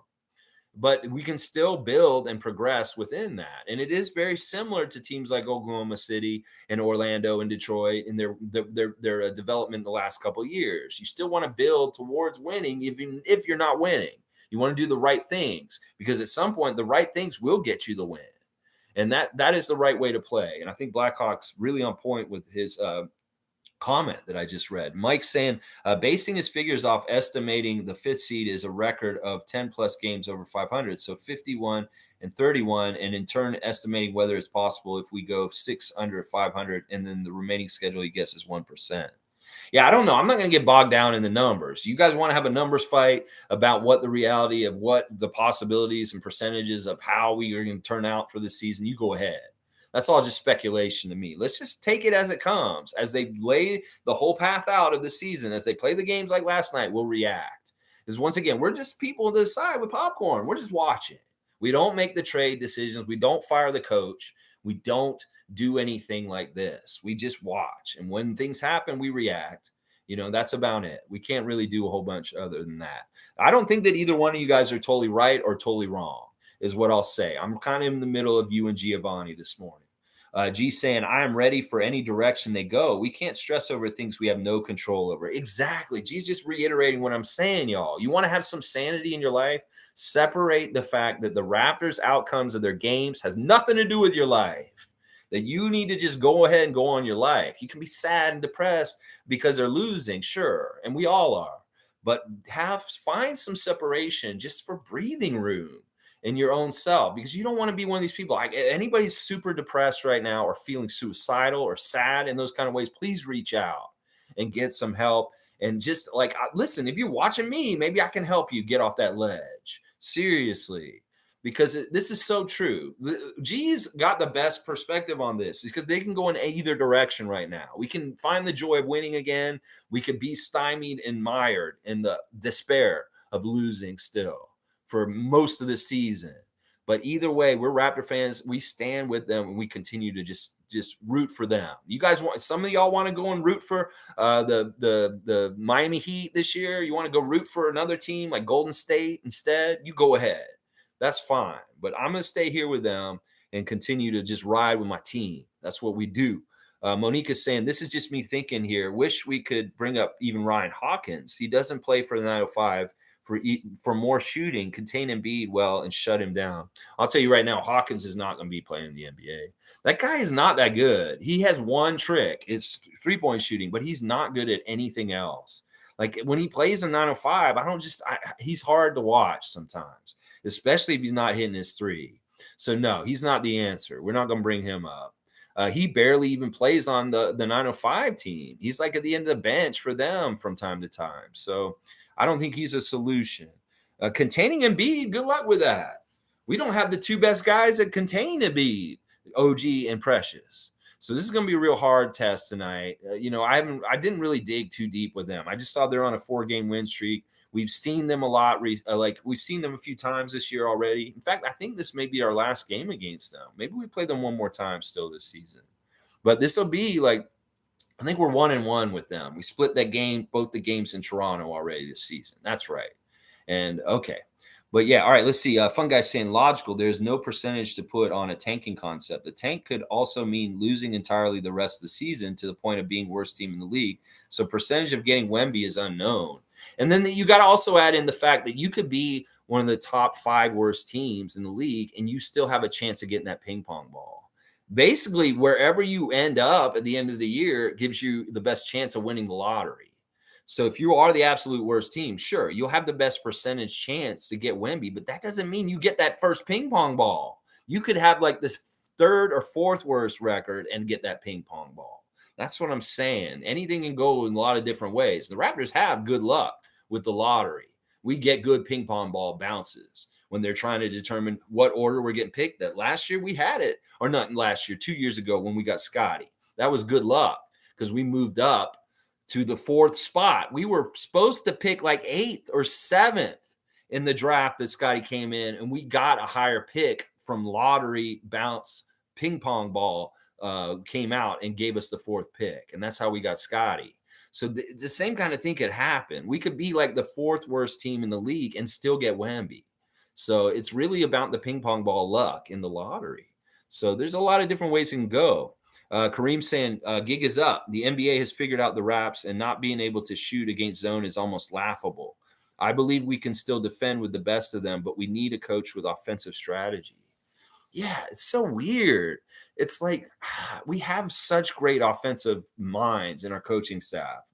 Earl Watson, Rico Hines, Trevor Gleeson. Nick Nurse is supposed to be an offensive coach. That was what his specialty was for our Raptors, like earlier in his career under Casey. So it's like, what the fuck is going on? Like, why is it so hard? Why have so many teams figured us out so well?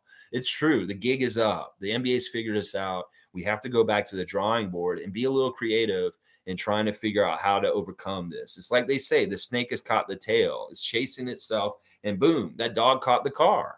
And we need to figure out how to change, adapt, and morph to be a new kind of team that keeps them guessing and work. It works. We got to figure it out. But this is the great thing. Once again, we had a coach like Casey before that was stubborn and hard to change. Well, we have a very flexible, forward, progressive-minded coach right now. If anybody's going to be able to change their ways and figure out how to make this team better and be like really experimental and gutsy with it, it's going to be Nick Nurse. So there's another reasoning for why he's such a good coach for us to have in times of trouble, because he's creative enough to try new things that are crazy that nobody else would and actually strike gold. So that's another reason why I'll stand up for him, because this is the kind of time where you really are lucky you have Nick Nurse. Trust me. You will be feeling lucky that we got him, because he's going to come up with some genius thing, and it's all of a sudden you're like, holy shit, look what he's doing, and this is totally working. And they can't do anything about it. Mike's saying, first, you can't measure where the seeds are going to be win-wise. Injuries hit a couple of teams, and that wins total thing looking completely hence. I don't know where he got the number from. Gee, those guys aren't good. So, Giovanni really is a numbers guy. He really is. Last year, he was like our salary cap dude. He came in and he talked a lot about numbers. Now, I can say this. You can, Mike, to a degree. If you're 500, you're probably going to be in the play-in. If you're like right around 500, you will probably be right around the play-in. You can really kind of look at it and you'll see the pattern. If you're below 500 team, you could be the last team in the play-in. But otherwise, if you're underneath, you're underneath. So there is kind of way that it all lays out every year that's very similar. It may not seem like there's a pattern, but there is. Every single year, if you're a 500 team, above 500, you're most likely going to get in the playoffs. If you're just below 500, there's no guarantees. You may be in the play-in, like the certain teams last year. They were just like a couple of games below 500, and they just eked into the play-in. So there is a range that you can actually gauge about where you could be landing in the play-in, the playoff, and out of the playoffs. So there actually is. So you can look at that. All right, let's see. Blackhawk saying, whatever happened to Nick Nurse's special teams for running crazy schemes? Seems like yesterday. Anyways, Raptors for life. Well, Blackhawk, when things are this bad, you have to get back to the basics and establish the fundamental good things that you're doing. This is like, you have to build a house of cards in some ways. And hopefully it's a good structure because you built the cards in the right way, the foundation. But if the top of it gets tipped off of maybe some of the levels get lost. And you have to build those really good fundamental lower levels to keep it strong so that you can build up higher and to really tinker with the specific stuff and maybe do some of the crazy schemes that you're talking about. But if he gets desperate, he'll do those crazy schemes no matter what, even if we don't have everything exactly right and the foundation of the fundamentals of what we're trying to do with our team. That's the problem. Celtics have so much good going on in a lot of ways that they can really tinker with higher levels of their house of cards. And a lot of teams are like that, but we're really starting over in some ways because we have to reestablish just the basic fundamental stuff that helps us win again. And that's going to be tough. And in some ways, that is a little bit like a development team, is that you have to reestablish that consistently, night in, night out, your team will give a certain defensive level of intensity that works and actually is effective to helping you win the game. And then that's the first one. Then on top of that, you have to have some sort of capable offense that can keep up with other teams and do things. There's so much we got to work on and figure out once again. It really is a little bit like starting over at the drawing board. And we'll just have to see how it goes. Raptors for life. That's the most important thing. G saying, good point. It is essential to go through tough times like this. Builds a character and actually helps when it's playoff time because they will figure out how to dig deep and get out of the mud. You have to have both sides, the dark and the light. If you just have the light and everything's easy for you all the time, once you really hit a point in your career where things are really dark, it could be really bad for you. It could ruin it. In some ways, it's better to get it done earlier because then you know how to react to it maybe or overcome it and build it into your character as a player at a younger stage in development. And then in some ways, if you have everything easy for you for the whole, and then something goes wrong, boom, like you don't know how to deal with it. You really don't. And it could be really bad.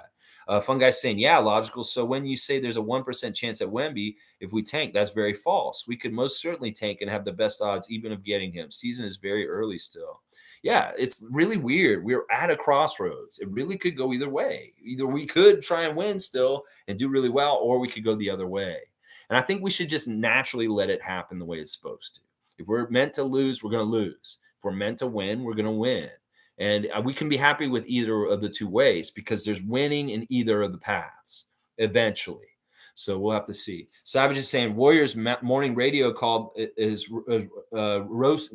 Okay, morning radio. Okay, let me start over. Savage is saying Warriors morning radio call-in shows are roasting Fred VanVleet right now, discussing Raptors' upcoming fire sale. Only interest in OG as of yet. Remember when we were mid? Good times. All right, Savage, fuck off. First of all, I'm going to tell you to fuck off, and I might kick you out today. Seriously, I might kick you out from this channel. I don't give a shit what they're saying on the radio in San Francisco. They can fuck off too. And as far as like a fire sale, these are all other teams speculating. They don't know what the fuck's going to happen with us. And I don't give a shit what they think. They're going to talk so much trash. They're still upset that we beat them in the finals when we played them in the finals. And anything from Golden State Warriors Nation that wants to come at me, I will just tell y'all played us in the finals once and we beat you. So shut the fuck up. And you do one more comment like that today, I will fucking kick your ass out of this fucking channel.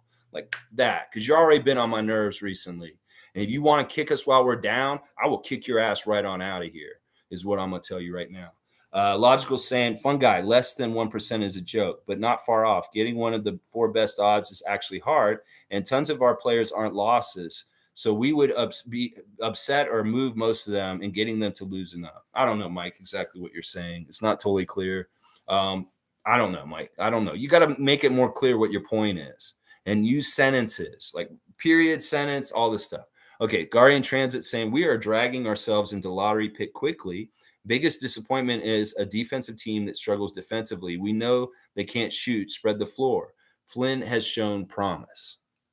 Yeah, yeah, I like what Flynn's showing lately, but I don't know. I don't even know about all that. Yeah, if the lottery pick happens, it happens. The struggles with the defense are a little troubling, but it is what it is. Leslie saying sometimes the Raptors play down to competition. The thing that worries me is our losses at home. Even with a good home court advantage, it hasn't been enough. Well, we don't really have any kind of home court advantage at this point because in some ways our fans have given up on our team. This really sucks about Toronto sports fans is as soon as the team has some bad stuff, they'll all ignore them and go away. The Blue Jays have kind of a bullshit year and nobody watches them or pays attention to them if they're just kind of half-assed. Well, this is going to be what's happening with us now. In fact, with the Maple Leafs playing very well this year so far, they're going to be more on the Maple Leafs and watching them in hockey. And some people probably in this city are very happy about this, that the Raptors are doing shitty. And meanwhile, the Leafs are doing very well. So there's a lot of different things going on that are annoying. There's a lot of different things going on that are annoying. But, go Leafs. The Leafs do well and they win this year. Go right ahead. That's fine. That's a good distraction for people from the Raptors. So Monique saying, so Griner will play the NBA season, WNBA season. Yes, and rightfully so. And I'm glad to hear she's ready and she wants to reclaim her game back. And in fact, I heard that while she was in the gulag, she actually was keeping up with keeping her strength and trying to stay strong. This is really important because we need to see her back in a jersey on a WNBA court. In fact, you know what? In some weird ways, I think that what happened to her this year is going to actually help the WNBA get more of a spotlight and more people to support it. I think that she's actually in a weird, fucked up, dark way become a person in culture now and more well known because she's been so much in the news that in some ways she may actually become like the face of the WNBA in some ways. And some people won't watch it. Those weren't people anyway that weren't going to watch it anyway. But more people may be more interested to watch it now just because of the intrigue of seeing her try to reclaim her career. I would love to see Brittney Griner go back out on the court and come back from what she went through this year. It's a great story. So this may really help the WNBA in a weird way. This stupid ass fucked up thing that happened to her this year. So very interesting. I'm a fun guy saying this is really giving Tampa vibes, which is why people are mentioning tank. I'm not for tanking because it's hard to watch losing ball. It is hard to watch, but I will do it. I am a masochist. I'll fucking watch them lose every single game for the rest of this year if I have to. I'm not going to give up on them. I'll watch them every game. Hot Take Jay saying sometimes skill just outweighs effort and hustle. I've been on hustle teams and been beat by more skilled teams. We aren't in AAU. It's the NBA. I think that Hot Take Jay is onto something here. In some ways, we really are like half of our makeup is just grit and intensity and energy. And in some ways, we aren't as talented as other teams. We don't have these kind of shooters. We don't have people like Kevin and Kyrie. We don't have a Jordan Poole. We don't have a Steph Curry. And in some ways, it's tough. It's tough. And our guys that could be like them are just not showing up and being like them in some ways. So I think this is true. And like people with real basketball experience know what I'm talking about. You can be that hustle team and manufacture a gritty win by outworking the other team. But if the other team is just so much better skill wise, like talent wise, what the fuck can you do? You can work your ass off and you'll still lose. And that's part of why we've lost the last couple games is that we're working our ass off, but the other team is just much more talented. And you can't do anything against Kevin and Kyrie together with what we have on the court. Normally we can't put up a fight, and we can't right now. Tom Duke saying, fun guy, 100%. Let's win. Let's go. All right. I love it. Mike saying, even in Tampa, sitting guys and developing and losing was hard, and we got the 7th seed after trying hard to lose and being 10 games under 500 at the start of the tanking. So we got lucky with the 4th, in my opinion. Well, that's what I'm saying. We've historically had luck in the draft lottery. We got the luck of getting Bargnani with the first pick. We were not supposed to have the first pick that year. We actually won that ping pong from being like the 5th or 6th worst team. So that's what I'm saying, Mike. You don't know how that ping pong in the lottery will go. It's so weird and crazy sometimes. So who knows? All right, Garden Transit saying, I would rather see us get lottery chance for number 1 pick than become a lottery team. Yeah, see, a lot of people are saying this. All right, Savage is saying Draymond had 13 points in the first, hasn't scored that much since 2016. Yeah. Yeah. I mean, Draymond, he started really strong. He kind of faded near the end of the game. He ended up only with 17 points by the end of the game, but he was effective in busting up our defense and just getting them going offensively. 9 rebounds, 5 assists, 3 3-pointers. Those were the only ones he hit. And I didn't play him last night. I was like, I don't want a conflict of interest. I don't totally trust Draymond, and I don't want to root against my own team. So I didn't even play him last night on my fantasy team. And I'm okay with that. I'm okay with him not doing anything in that game, or me not playing him. I don't care either way. Blackhawk saying, Lex, add Discord or StreamYard to your stream and Patreon for the hookup. FYI, losses without defensive effort are hard to swallow. We need more from the bench. Starters are overworked. I agree with this. That's the thing that I can get behind losing to Kyrie at the buzzer. I can get behind losing to Sacramento because there's a really good effort. But last night there wasn't a good effort. They did not play right at all. And they would say that. And it's very disappointing. It's very, very disappointing. And I think the starters are overworked too. Now, at one point last night, we saw he waved the white flag a little bit earlier than he normally would in these kind of games and left Delano out there and those bench guys up for a good chunk in the fourth quarter, which was good. But still, let's be minutes police real quick. Let's look at what they did with the main guys as far as minutes police. All right, nobody had nobody went over 40 minutes, which is good. Siakam and Flynn both had 37 minutes to be the leaders. That's not totally horrible. 37-minute game for Siakam is not that bad. 35 for Fred, 32 minutes for Scotty. And those are really the only people that are over 30 minutes in the game. Everybody else was a little more equal, which is fine. That's fine. I think he did okay with the minutes last night, but he could because it was a rout. So G saying, what is G saying? It jumped again. Wow, you guys really filled it up today. This is good. I gotta have to. This is gonna be like a 3-hour stream. I don't care. And Blackhawk, about what you said with the Discord, the StreamYard, and the Patreon. I am in development works for trying to figure all this stuff out. I do have a Discord, but I don't know how to use it. It's like Snapchat to me. It's confusing. I don't know how to get it going. And I have used StreamYard a little bit. But I'm definitely interested in what you're saying about this. It's just I'm not very good tech-wise, and sometimes change takes a long time for me just to learn stuff. And then I finally, I know how to do it now. G's saying, if fans can't stick around for the ugly, do they deserve the beautiful? This goes for anything in life. Stick it out, people. It makes the winning so much more rewarding. Yeah, it's kind of like a group project, and somebody doesn't help with it at all, and then they want to come in at the end and stand with you when you get everything done.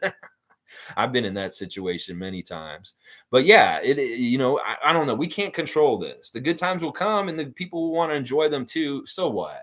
It's just know that we're real ones. We're a different breed than those people. And sometimes it's very reasons why they can't take the trauma of losing, but they do really enjoy the winning. So I don't know, but we're not like that. We're definitely not like that. Logical saying 7th pick, not seed. Yeah. Okay. Yeah. You're just correcting what you said before.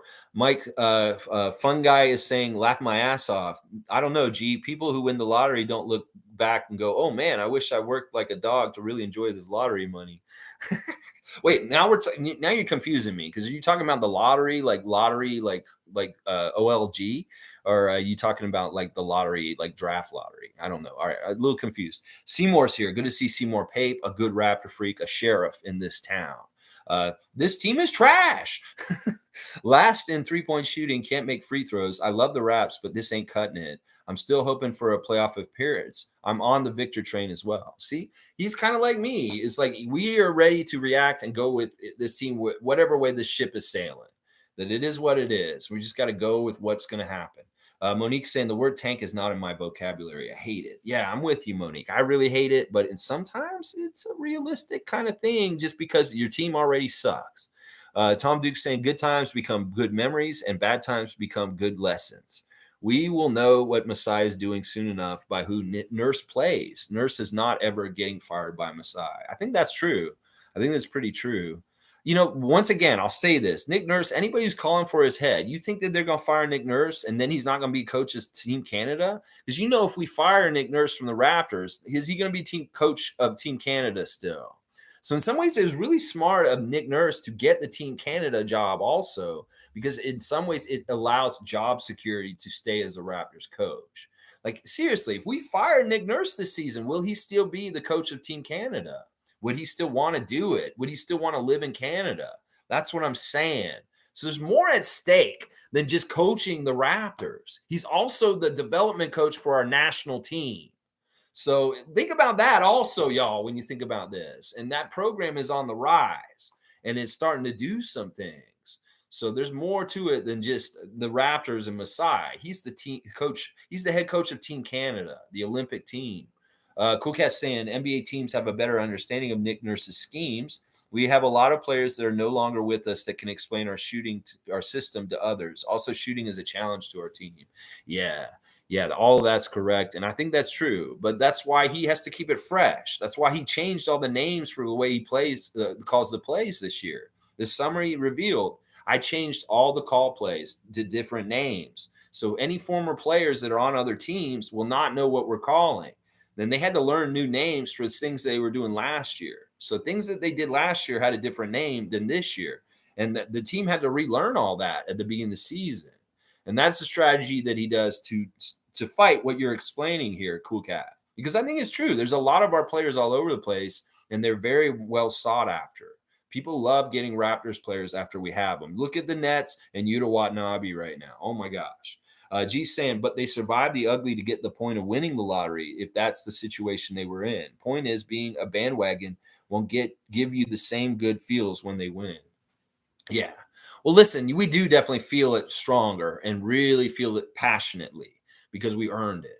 That's the thing. They may be getting it given to them, but we're earning it if we're going to be the fans that stay in the car with them through the whole ride. And that's the thing. That's the difference, is that we earned it. They will get it given to them. And in some ways, when you earn it, it's a lot better and it feels way more better in that way. Sue's saying, yes, I don't think we should try to lose. Always try to win, even if it means we're playing guys just to develop them. We don't want to develop a culture of letting teams win. Yeah, it's a balance. Like, we really do want to continue a winning culture on our team. But like I said, if it doesn't add up to winning, well, you can still practice the exercises of trying to win within losing too. And then at one point it'll click, and then boom, all of a sudden you'll be like the Orlando Magic right now. And all of a sudden, woo, everything's gravy and good and running free. And that's what happens. Is Orlando's been training themselves to learn how to win over the last few years. And all of a sudden something's clicked and they now know how to win. And it may be the appearance of Banchero as a rookie this year as the first pick. And he just has that kind of like thing to him that he's going to help that team win. He's figuring it out. Great. Blackhawks saying, Lex, the next man up philosophy isn't working. That's the difference between last year and this year. We need more help to help the starters. You know, I'm not going to disagree with this. We do not have next man up mentality right now where people are filling in the holes as this ship sinks. That's not happening right now. We did that way better last year, and we really weathered the storm. That's why I'm saying last year was such a huge success. The things that we accomplished last year and the things we did were fantastic and awesome. It was a really good year of the Raptors. This year is going to be a little tough because people aren't stepping up and doing that next man up kind of thing. And part of it is we just don't have enough guys that are capable or healthy enough to do it overall. And I don't even think it's that we had a bad off season. We did have a good off season. It's just that the luck and the injuries are so severe right now that it just doesn't happen. It's like if we had just like one or two of those guys yesterday, if we had Gary and maybe Otto, that could have been a different game yesterday. Probably not those two, maybe OG and Otto or something like that. I mean, Precious, there's guys that are really good quality players that are not playing for us right now. And it's a big part of it. Logical saying, here's the rub on shooting. We have guys that will have decent three balls, but are young and developing still. So much assets to spend to fill a short-term hole. And what's the downside of giving him field goal attempts versus? Once again, Mike, you gotta keep it more simple. When I have to decipher your comment, it slows down the stream. Just keep it simple. Give me little bullet points or the main point of what you're trying to say, because I don't even know what your main point is here. It's like you're talking about three different things. Leslie's saying, I miss Kyle, his leadership on the floor. Yeah. He's a big X factor in this. And it's crazy how well we did last year without Kyle, and really was Fred stepping into his shoes. G saying teams are playing zone and crashing the boards to limit Raptors transition. They can't get in transition, which was their bread and butter. They need shooters to space the floor. Yeah, I mean, I don't know. We need a whole lot of different things to go right for us at this point. Lionhunter saying, I still don't condone tanking. Our core deserves help. Management haven't addressed the center position or backup point guard position for 2 years now. Yeah. I mean, we talked about this point guard thing recently, that we just need somebody on the team to step up and take that role. Like, be the figurehead. Like, I'm the assist guy. I'm looking for everybody else. I'm looking for the person who's not playing very well so far and helping them to get going. That's just what a point guard does. And we don't have anybody really looking for people to do that. Like, if somebody sees, like, oh, Wancho, we need to get Wancho going for three.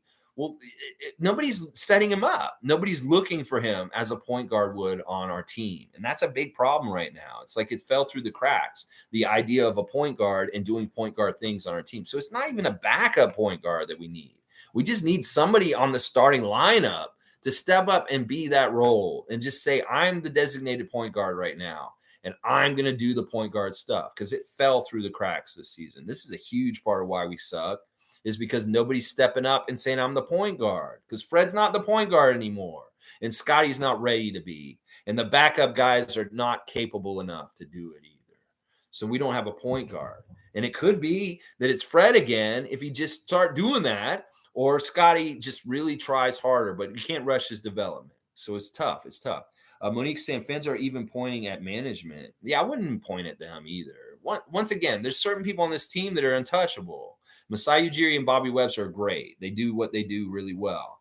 They're going to try and tear down everything and point fingers at everybody.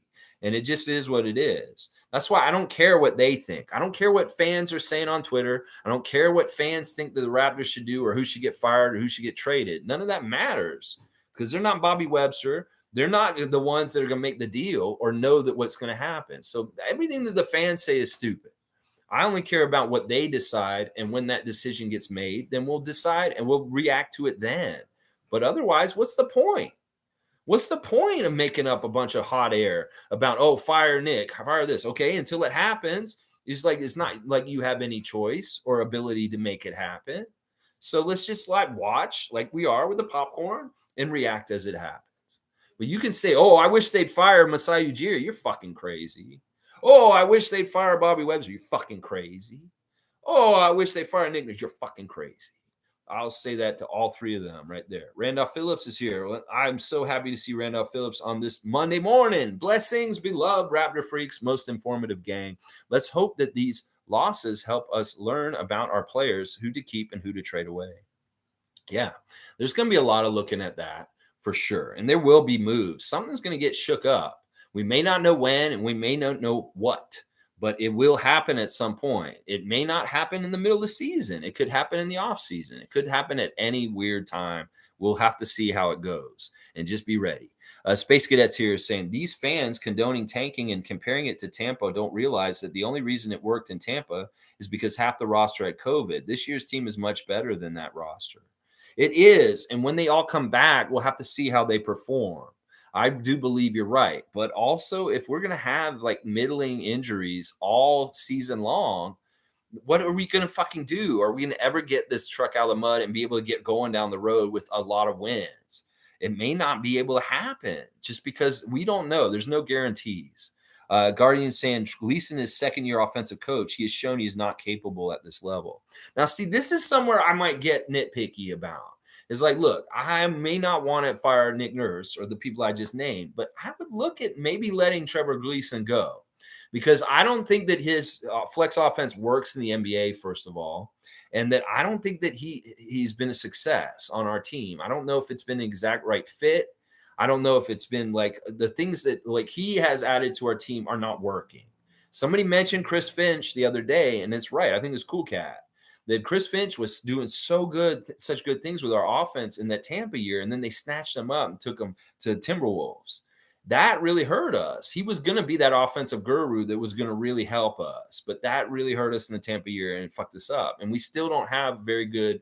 I don't know if Earl Watson's very good at offensive schemes. It's really that he's gotten good with the individual player and helping them develop and their offensive skills as an individual. But I don't know if he's good at the overall scheme of setting up offenses and that stuff. That's what I really want. Is we need some sort of offensive genius that can unlock some of our players offensively in certain ways, really play to their strengths and not just be like, okay, guys, go out there and run and weaves and throw it around and, oh, take the best shot that you can get. And that's not sound like, can we get real plays? Can we set up stuff? Can we have established bread and butter stuff that we can go to when we're in trouble? That we know we've got this at least in the back of our pocket when things really, we don't even have that. We don't have any break-in case of emergency. This offense is not working. Well, at least we know we can go to this play every single time and it'll add up to a very good chance to make a basket. We don't even have that. And in some ways, I really do feel like that's a fail on our offensive coaches and him in particular. The other thing is, like I said, the two areas that he works on are our offensive scheme and the end of game stuff. Like when the game is on the line, he is kind of part of the person that is coming up with coaching schemes in situations. And if that, they're failing at guarding people in end of game schemes, obviously with Atlanta and Kyrie last week, what the fuck? So, I mean, listen, this is where I'll draw the line. Okay, I won't fire Nick Nurse. I won't fire the other guy, the front office, but I will look at the assistant coaches. And maybe we can upgrade as far as we need a better offensive coach to teach our offense. All right, Savage saying, playing for what? We want to win championships here. Yeah, that's a good quote by Masai. Mike saying, Space Cadet, facts. And what happens when we're healthy and definitely too good to lose? It's a hole, but we're good enough healthy to climb out at the moment, in my opinion. I think that what we need to do is we don't need to do a total destruction and rebuild. That we definitely don't need to do that. There's a lot of good things in the house already. It's just we may need to knock down one wall and put up a new wall in its place. And then we may see a whole huge difference in how well we're playing. That I think that there is a little bit of a shakeup, I'll put, but I won't say that we need to rebuild or tear it down or start completely over. There's no reason to do any of that. There's a lot of good stuff about what we're doing.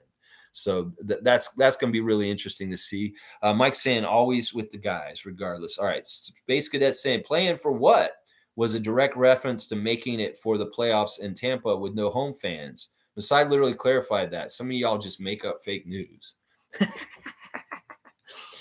That's true. That was a lot of like, why would we reward the Tampa fans with playoff games and really bust our ass to do that? I get it. And I think Space Cadet is clarifying something very important for what Savage said in his last statement.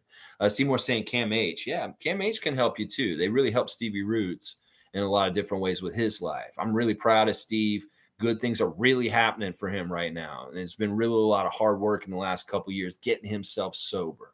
And thank God he's done a good job with that. And, it's really hard. As an alcoholic myself, I worked really hard with Steve to help him.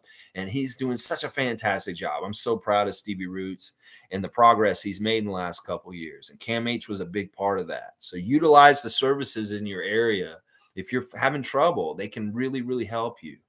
G saying, have not been watching the 905 as much. How's Gabe Brown?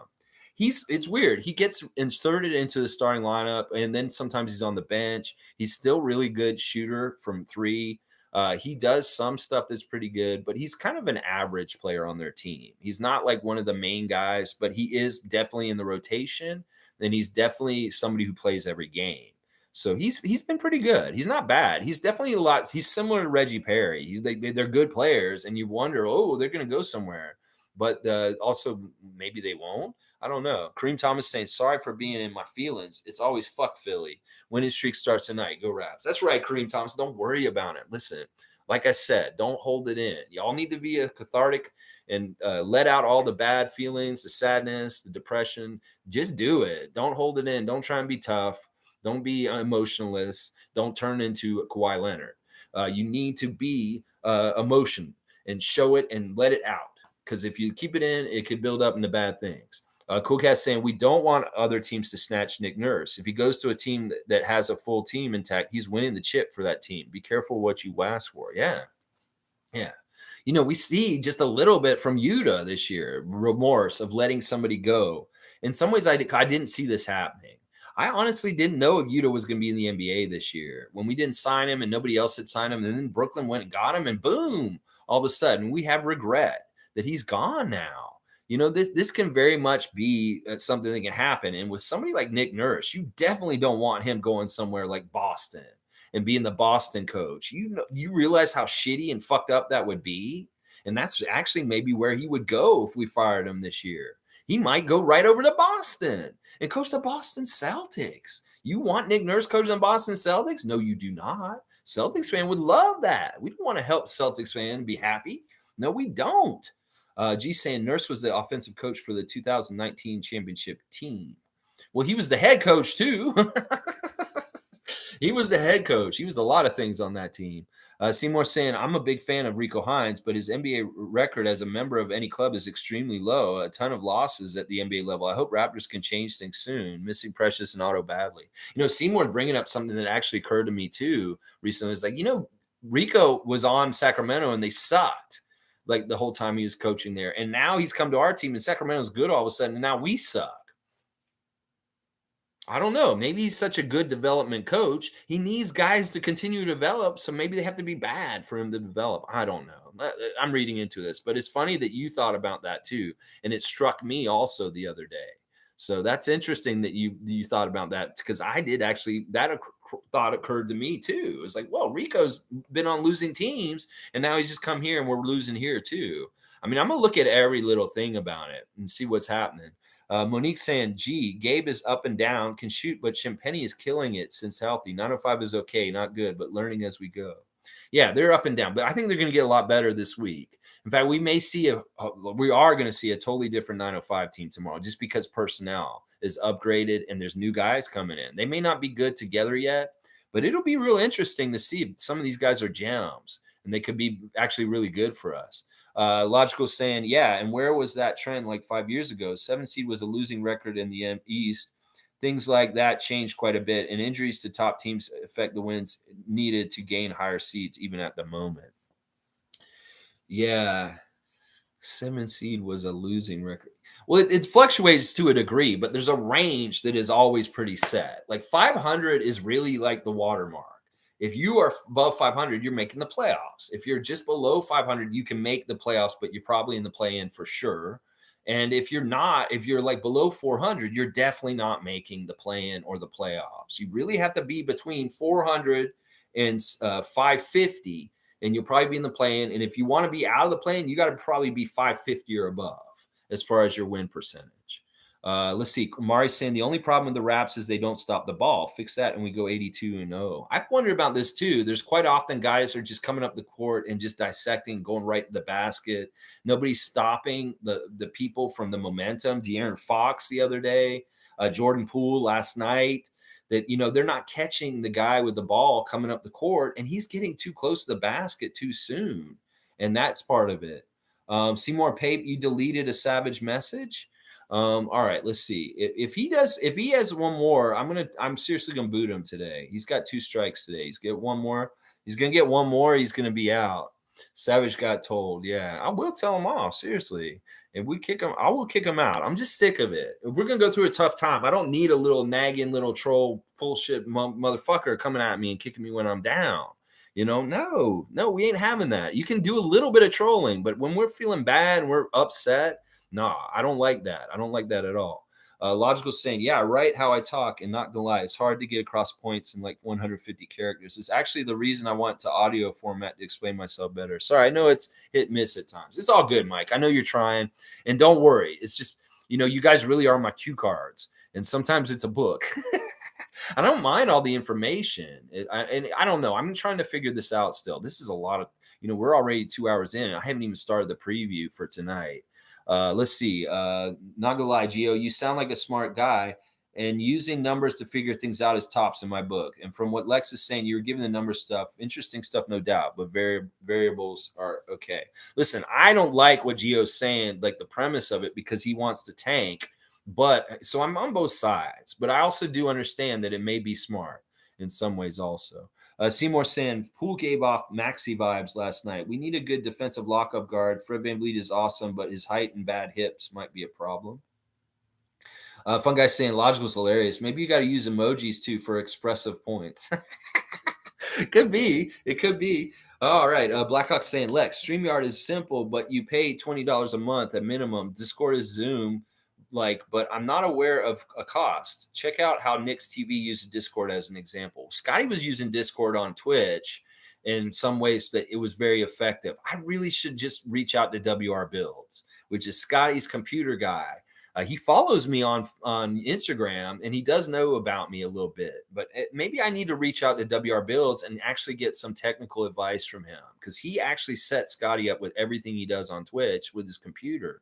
And it may be that I just need a technical advisor, and maybe I'll give him some money to help me out. But I think I'm going to reach out to him, and he may be able to advise exactly what I should do with what I want to do. He may have the best idea. Well, you need to just go ahead and get Discord and do this and this. And, if you want to put the Patreon in with this or whatever, he could probably really help me. And he knows kind of who I am. So I think that's what I'm going to do is I'm going to reach out to him, and he can probably specifically counsel me on what exactly I want to do. But I really appreciate the advice and giving me ideas, Blackhawk, because this is part of the next evolution of this channel, is trying to do stuff like what you're talking about and make things a little bit more in certain ways. Monique saying, W stream, despite everything that's going on, Lex, appreciate you keeping it going. Go Raptors always and forever. Respect, Monique, always to superfan Monique Lawrence, just one of the best Raptor fans in the whole entire world. She is a real one and riding and dying with the team, as all of us are. Mike saying, we have high-level talents and other talents learning to master the three ball. So trading assets for shooting that takes shots away from the long-term guys. What's the effect of that long-term is key to our plan. Yeah. Other talents learning to master the three ball. Well, I mean, there's just a mix of all right, our veteran guys like Pascal and Fred are not consistent enough to be superstars night in and night out. And then you've got a mix of young players that are not consistent just in general play at times. Like whether Scotty not showing up the same Scotty every single night in, night out. Koloko making different mistakes in different places. So you add in that whole mix of unsurety with the top level leadership like Pascal and Fred, plus they're getting keyed on like number one options by the defense of the other team. And then you have a whole bunch of uncertainty just from inexperience. This is what you get, the Raptors that we got right now. Seymour saying Raptors need to go back to having fun. When they play with anger and overthink plays, it's bad ball to watch. We don't have villains. It's all a bunch of fun guys. Get back to enjoying ball. I think this is true to a degree. It's much easier when things are going well. You have good feelings. The ball, you get like a mojo going. You get a woo, good vibes. And right now they're too in their head, and they're maybe just trying too hard to be perfect because they know they have to because they're just doing so poorly. So it's true. When things start getting better, and then you get good vibes, and all of a sudden teams dancing when they come in, and things are better. But right now it's hard to have that kind of environment when the losing's like this. Fun guy saying, laughing my ass off. I agree, Tom and Lex, to your point. We don't even have simple pick and roll plays. Chris Finch could have been the guy. I mean, seriously, we just need some sort of bread and butter offense that just bails us out, that we can get no matter what. We don't have that. It should be maybe Pascal in certain sets with his overwhelming, really good, but he's not dependable enough still. I hate it. I hate it so much. Leslie's saying, I don't want to fire anyone. Maybe we gave up too much information during the Rico runs. I think it's just a lot of it is that they were trying to beat us on our scheme, and they weren't doing it last year. But this year, because we're weakened, it's easier for them to beat our system now. It could have been that they figured it out last year, but we were doing so well talent-wise, we were just ahead of them in the race. Well, they caught up to us, and they got us a little bit at this point. So we got to wriggle free with some sort of ingenuity to get past them and trick them again. And right now they're figuring us out too easy, and it's really bad. Mike saying, my life story, my thinking structure is different from most, so it's hard for me to convey points. I see my words clear in making the points, but I know how people see it is completely different, Sean. You know what, Mike? We support you, and honestly, it's whatever it is. We are all who we are. And I'm not going to get mad at you for that. It's just hard for me sometimes to decipher what you're saying. but I appreciate that you're trying to do this, and we really do value you in this community. So don't worry about it. It's all good. I'll work with you on this. And you know, in some ways I'm unfair to you, and I shouldn't be so hard on you. I should be nicer to you and not be so critical of you, and just allow you to be you. All right. Isaac saying, just checking in now at work to say you are all champs. Thank you, Isaac Campbell. Let's go, Isaac Campbell, the benevolent Isaac Campbell, who gave me this beautiful Raptors championship flag in the mail. I haven't put it on the wall still, Isaac, but thank you once again. Seymour saying, yes, Isaac. Yes, we are all Canadian proud. I love it. Tom Duke saying, W Isaac, W Lex, W Raptor freaks. I love it. Blackhawk saying, other teams already steal Nick Nurse's ideas. Not worried about Nick Nurse going to another team, but I wouldn't fire Nick Nurse. The best thing to figure out how to get the defense and energy on par or better for the playoffs. Yeah, that's all good. All right, we're almost to the end. I can go into the preview. Seymour saying grilled cheese burger from Five Guys is down fast like Philly tonight. Let's go. Let's go Raptors. Can't wait for lunch. Can't wait for the game. That sounds like a good lunch. In about 40 minutes, it'll be noon. And Monique saying, go Raptors, fuck Philly, indeed. Blackhawks saying, no offense, but we keep going back to offense as an issue, but defense is where we break down. Poole went crazy on us, and Draymond's threes did not do it. Well, the thing about Draymond's threes at the beginning is it set the tone for the game. We were really, like Fred said after the game in his interview, they were cheating off of Draymond to double on other guys. He was the guy that the defender was supposed to help from. And when he hit those threes, when we left him, that like busted up that whole idea of helping off of Draymond. That in some ways they don't worry about him scoring, but when he came out and he hit 3 threes, all of a sudden it kind of like fucked everything up. And then we had to do this kind of change, and then it opened things up for Jordan. And that was really part of the problem. If we could have stopped Jordan better last night if Draymond had not hit 3 consecutive threes at the beginning of the game. It just opened things up for him on the court. It sucked. A logical saying, the feedback on my writing structure and point conveying is key for me at the moment. Love it a bit. Not gonna lie. In time, I'll show improvement. It's all good, Mike. Just be yourself, man. Listen, I'm not here to mold you, and I can help you and do things, but you do your life the way you do it, and we just appreciate you. Don't worry about it. All right, I did the injuries earlier. I'll go over them again real quick. It's normal. The same stuff for us. Gary Trent is not going to be back anytime soon. It's both his hips. He is listed day to day right now, but he's not going to play today. He's already ruled out. OG is going to be back later this week, guys. The good news is about OG. That OG's stuff is not as bad as I thought this weekend. He's going to be back this week. We can see him not today, but we may see him in New York, and we may see him in Cleveland. So there is going to be OG Anunoby by the end of the week. Ron Harper's out. Precious is still out, and Otto's still out. On the other side for Philly, Maxey is the big injury. He is not playing tonight. And Korkmaz is ill, and he's questionable for tonight. Our referees tonight for the game in Philadelphia, Pat Frere is our crew chief. Pat Frere is from St. Paul, Minnesota. His favorite show is Game of Thrones. His favorite movie is Caddyshack. He loves the Billy Joel. We didn't start the fire. It's been always burning since the world's been turning. We didn't start the fire. His favorite book is Be a Man. He loves barbecue to eat.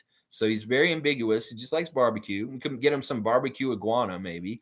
His favorite app is the NBA app, of course, is what he put in there. He must like to visit Italy. And his hidden talent is he can sleep anywhere. That's right. He's the sleeper who can sleep anywhere. And he attended the University of Minnesota, where he graduated with a bachelor's degree in mechanical engineering. He was a member of his football, basketball, and golf teams in high school. So there's some fun facts about Pat Frere. He's a weird ref for us. We actually, let me see, did we win the last game? We won the last game he refed. So we've actually won the last game he ref, but we win 49% of the time when he's refereeing, and the Sixers actually only win 42% of the time. So he actually favors us, the crew chief ref, but he's the worst win percentage for our guys today also. So 49% we win when Pat Frere's there, and 42% the Sixers win. The second ref is Ashley Moyer Gleish. Ashley Moyer Gleish. She is from Lebanon, Pennsylvania. So she is from the Philadelphia area. This is not good. I don't like that. Her favorite TV show is Grey's Anatomy. She likes the movie Face Off. Her favorite musician is Michael Jackson. Billie Jean is not my love. She's just a girl who says that I am the one. But the kid is not my son. No, no, no. Her favorite book is Charlotte's Web. Her favorite meal is Spanish food. She most liked to visit Africa. Her hidden talent is double Dutch. And she played basketball in university in Pennsylvania, and she actually competed in the Sweet 16 of the 2010 Division II NCAA tournament. She also likes to spend time outdoors with her family, plan events, take photographs, and she enjoys Bikram yoga and swimming. So that is Ashley Moyer Gleish, and her record with us is we win 43% of the time when she's reffing. We lost the last game she ref, and the Sixers win 63% of the time. Now that sounds like a home cooking ref to me. She's from Lebanon, Pennsylvania. She's going to be reffing in Philadelphia tonight, and the Sixers win 63% of the time when she's refereeing. Yeah, we're going to have to watch the lady in the middle, Ashley Moyer Gleish, or whatever. We only win 43% of the time, and they win 63% of the time. That's a big woo. Now, the third ref is JT Orr, and we love JT Orr. Actually, JT Orr is one of our favorite refs in the league, guys. I really like JT Orr. He's from California. His favorite show is Dun Dun Dun. Dun dun dun dun, the People's Court. Dun dun dun. His favorite movie is Tombstone. That's a great movie with Val Kilmer and all them. Tombstone. Ooh, what a badass movie. Kurt Russell. Great movie. His favorite musician is Maxwell. His favorite book is The Outsiders. Pony Boy. Yeah. He loves biscuits and gravy. That's right. So we need some barbecue. We need some biscuits and gravy. And what was it Ashley wanted? She wanted Spanish food. So barbecue, Spanish food, biscuits and gravy. His favorite app, JT Orr, is Boggle. He likes to play Boggle on his phone. He most like to visit Greece and run a marathon. And his hidden talent is juggling. He's a juggler, much like Sago. But yeah, he was a probation officer, and he helped young men and counseled them in Los Angeles County in foster care for 10 years. He has mentored young people that are in trouble. His record is fantastic. He's one of the best long-term refs for us. We win 69% of the time when JT Orr is reffing as a 15-year ref. And meanwhile, the Sixers win 49% of the time. So it really is Pat Frere and JT Orr are good for us. Pat Frere may be kind of in between as the crew chief, but Ashley Moyer Gleish, she's not going to be nice to us. And she's definitely home cooking. So the two older refs are good. The middle ref is a little... So there's your ref report for tonight. Pat Frere, Ashley Moyer Gleish, and JT Orr. Not totally horrible. It'll be weird. It's going to be weird. It'll be interesting to see what happens tonight. All right, let's keep going. Let me see what you guys said on here since I was there. Name was saying this is another hit job. The season seems like a hoax. I don't know. We'll see. Pat Frere is really good ref. I like Pat Frere and also JT Orr. They're very fair. I don't trust the lady in the middle, though. That's the one thing. Mike's saying the type yoga, the master had big scandal stuff. Enough. Ramona Shelburne did a 30 for 30 series podcast on it. Interesting. Not going to lie. You're talking about the Bikram yoga? 30 for 30s are good. I'll agree with that. All right, let me do the real mascot matchup. We'll just get it out of the way. So the Raptor is in this horrible room, obviously. Nurse Annette kicked the shit out of him, broke his legs. He's in the bed. He really can't go nowhere. And he's trying to find a warrior spirit inside of him. Well, he didn't. He didn't find no warrior spirit. He's just laying there. In fact, it may be worse now. In fact, in some ways in his head, he's getting to this point where he's like, my legs are fucked up.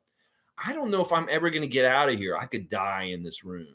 That is part of what he's thinking right now. He can't bolt out of this room and get away from this psycho nurse Annette and her little underlings. What the fuck is he going to do? He really is starting to lose hope in some ways. And then he hears somebody outside, and he kind of has a window, and he kind of can see out the window a little bit. He sees this weird man in the yard, and he looks like he's spraying pesticide, like in the yard. And he's like, wait, that guy looks familiar. Didn't I see this guy before, like down the road? I was on the road. Actually, I was riding in a car with him. I went to a diner with him and had a meal with him. I remember this guy. He kind of looks like money to me. That's right. He's the guy who's on the $100 bill. It's cosplay Benjamin Franklin. He's out in the yard doing some bug spraying. He's out there spraying I don't know, he's doing some sort of treatment for them. I think he works for Orkin or like bed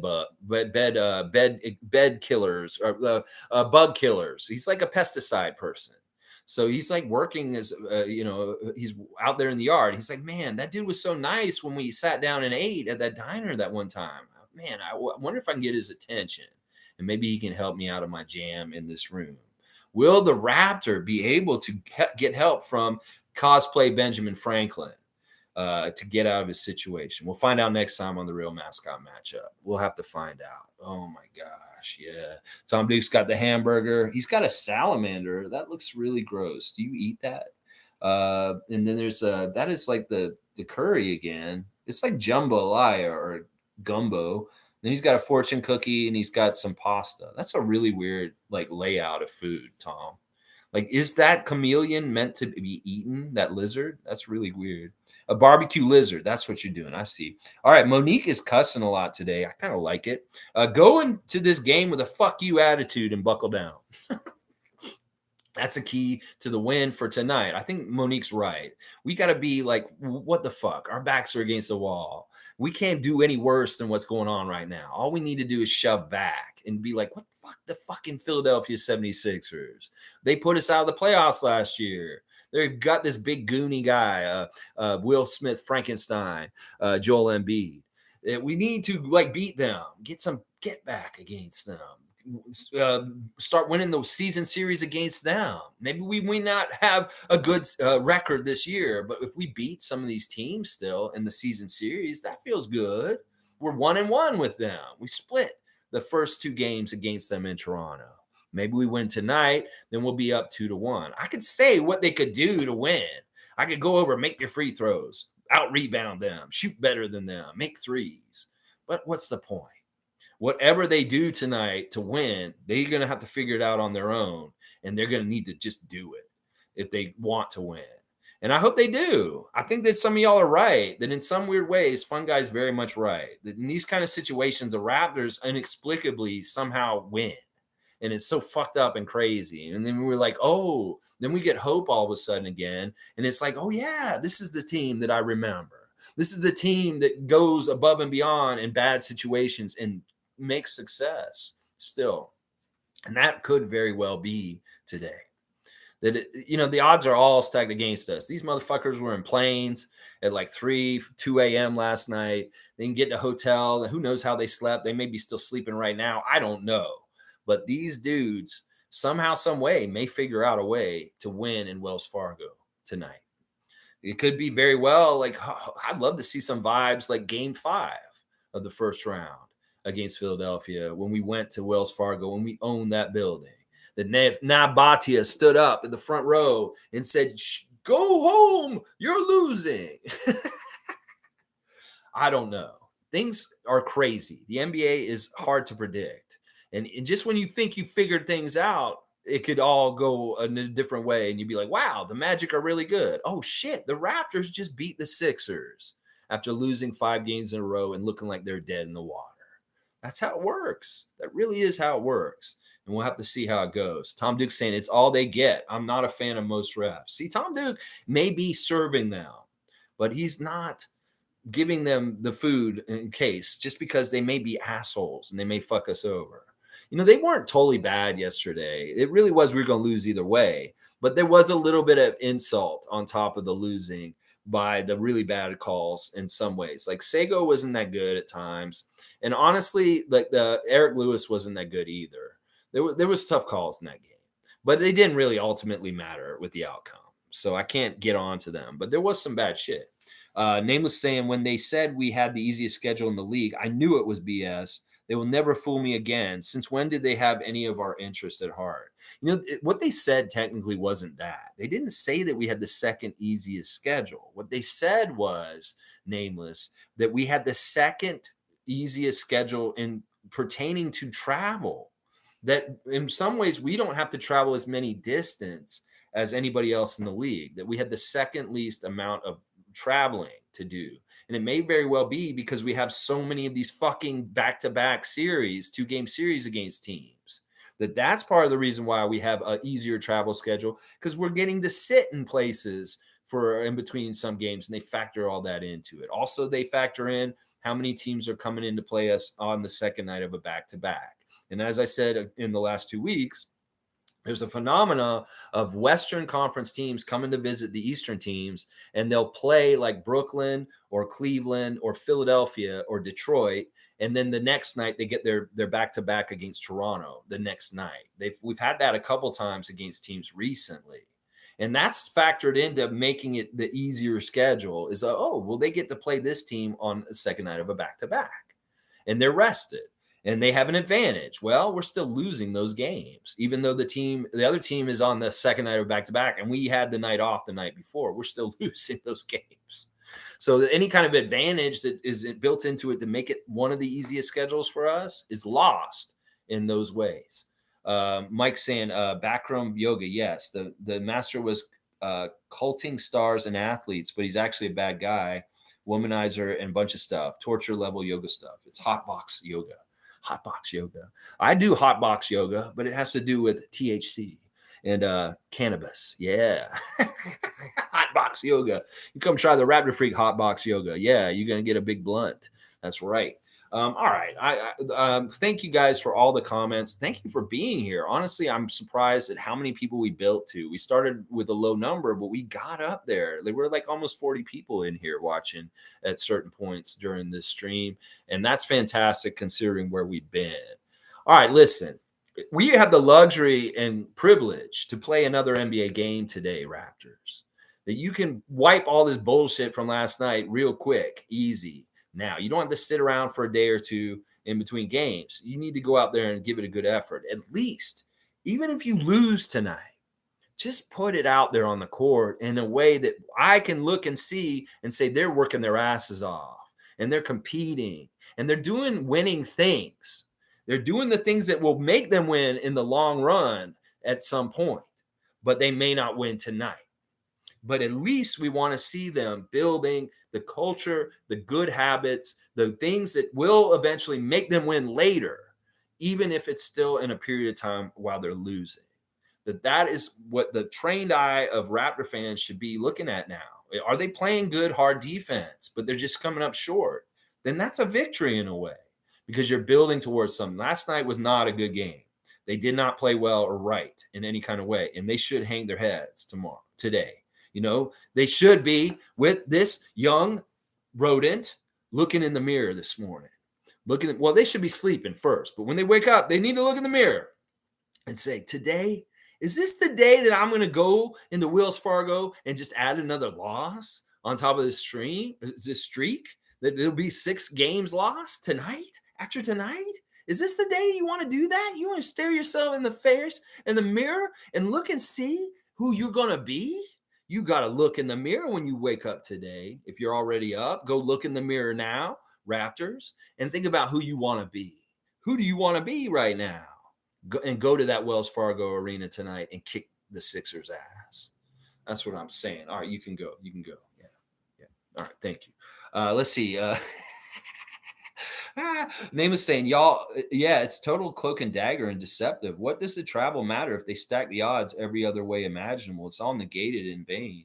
You know, the other thing about it that's really weird about our schedule is it's been very herky-jerky as far as like home and away.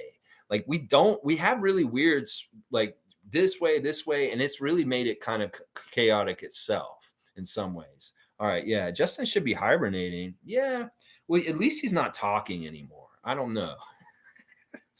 Anyway, y'all, I'll just wrap it up here before we get to 2.5 hours. I appreciate everybody for being here. Please follow the Raptor Freak channel and, like, comment, subscribe, and, share it wherever you want. Put me on blast so that Michael Grange is tweeting about me. I don't know. But I appreciate y'all. And I vow I will be here every morning, no matter how dark and gross and awful this season gets. We will keep you guys informed and on top of things in a sensible way so that you're not totally on the ledge or chicken littling or too much like depressed or down about things and how they're going. I think we have a good shot to win tonight. I think Fun Guy may be on to something. Seriously. When you think you figured out the Raptors and like, oh, they're good, they're gonna win, and then they start losing. Well, oh, they suck. They're gonna start losing. Then things happen in another way. It's crazy. Mike saying hotbox and THC, hotbox and sweat off a tight space of intense sweating and no fans.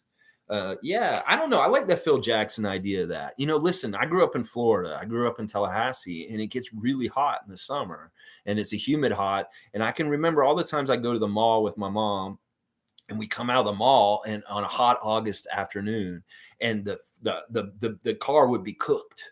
Like you get in the car and it'd be that kind of thing where if you grab the seatbelt, it could burn you like a branding iron because it's like heated up. And you're like, the metal on your body. But I used to love getting in the car after being in the mall like that because it really was like a sauna. It was like, I don't know, I'm very Scandinavian and Estonian in my roots, and that's a big part of their life is sauna over there. But I kind of got sauna in Florida by getting in the car after being in the mall afternoon in 100-degree weather, Fahrenheit. It was fun. I was like, I get in, I'm like, ooh, this is invigorating. It's so hot in here. I like that kind of feel. So that's why sweat lodges or sweat things are kind of intriguing to me. I know Phil Jackson has employed them in his coaching career. He had the players go and sitting in like a crazy vision quest, like sweating where they almost died. The Bulls, like way back. I think he did it with the Lakers too. All right, thanks, Tom. Thanks for telling the hit the like button. Let me get out of here. Thanks again, once again, for being here. Let's just beat Philadelphia tonight. Listen, I'm sick of this fucking shit too. We want to win. We want to win. Masai Ujiri, we want to win. And we're going to win. And y'all in the social media spaces, people are going to be negative. They're going to talk all kinds of crazy shit about firing people. Just fight the good fight as Raptor freaks would and stand up for our coach and our GM and our team president. Those guys are really good, and they're not part of the problem. Trust me.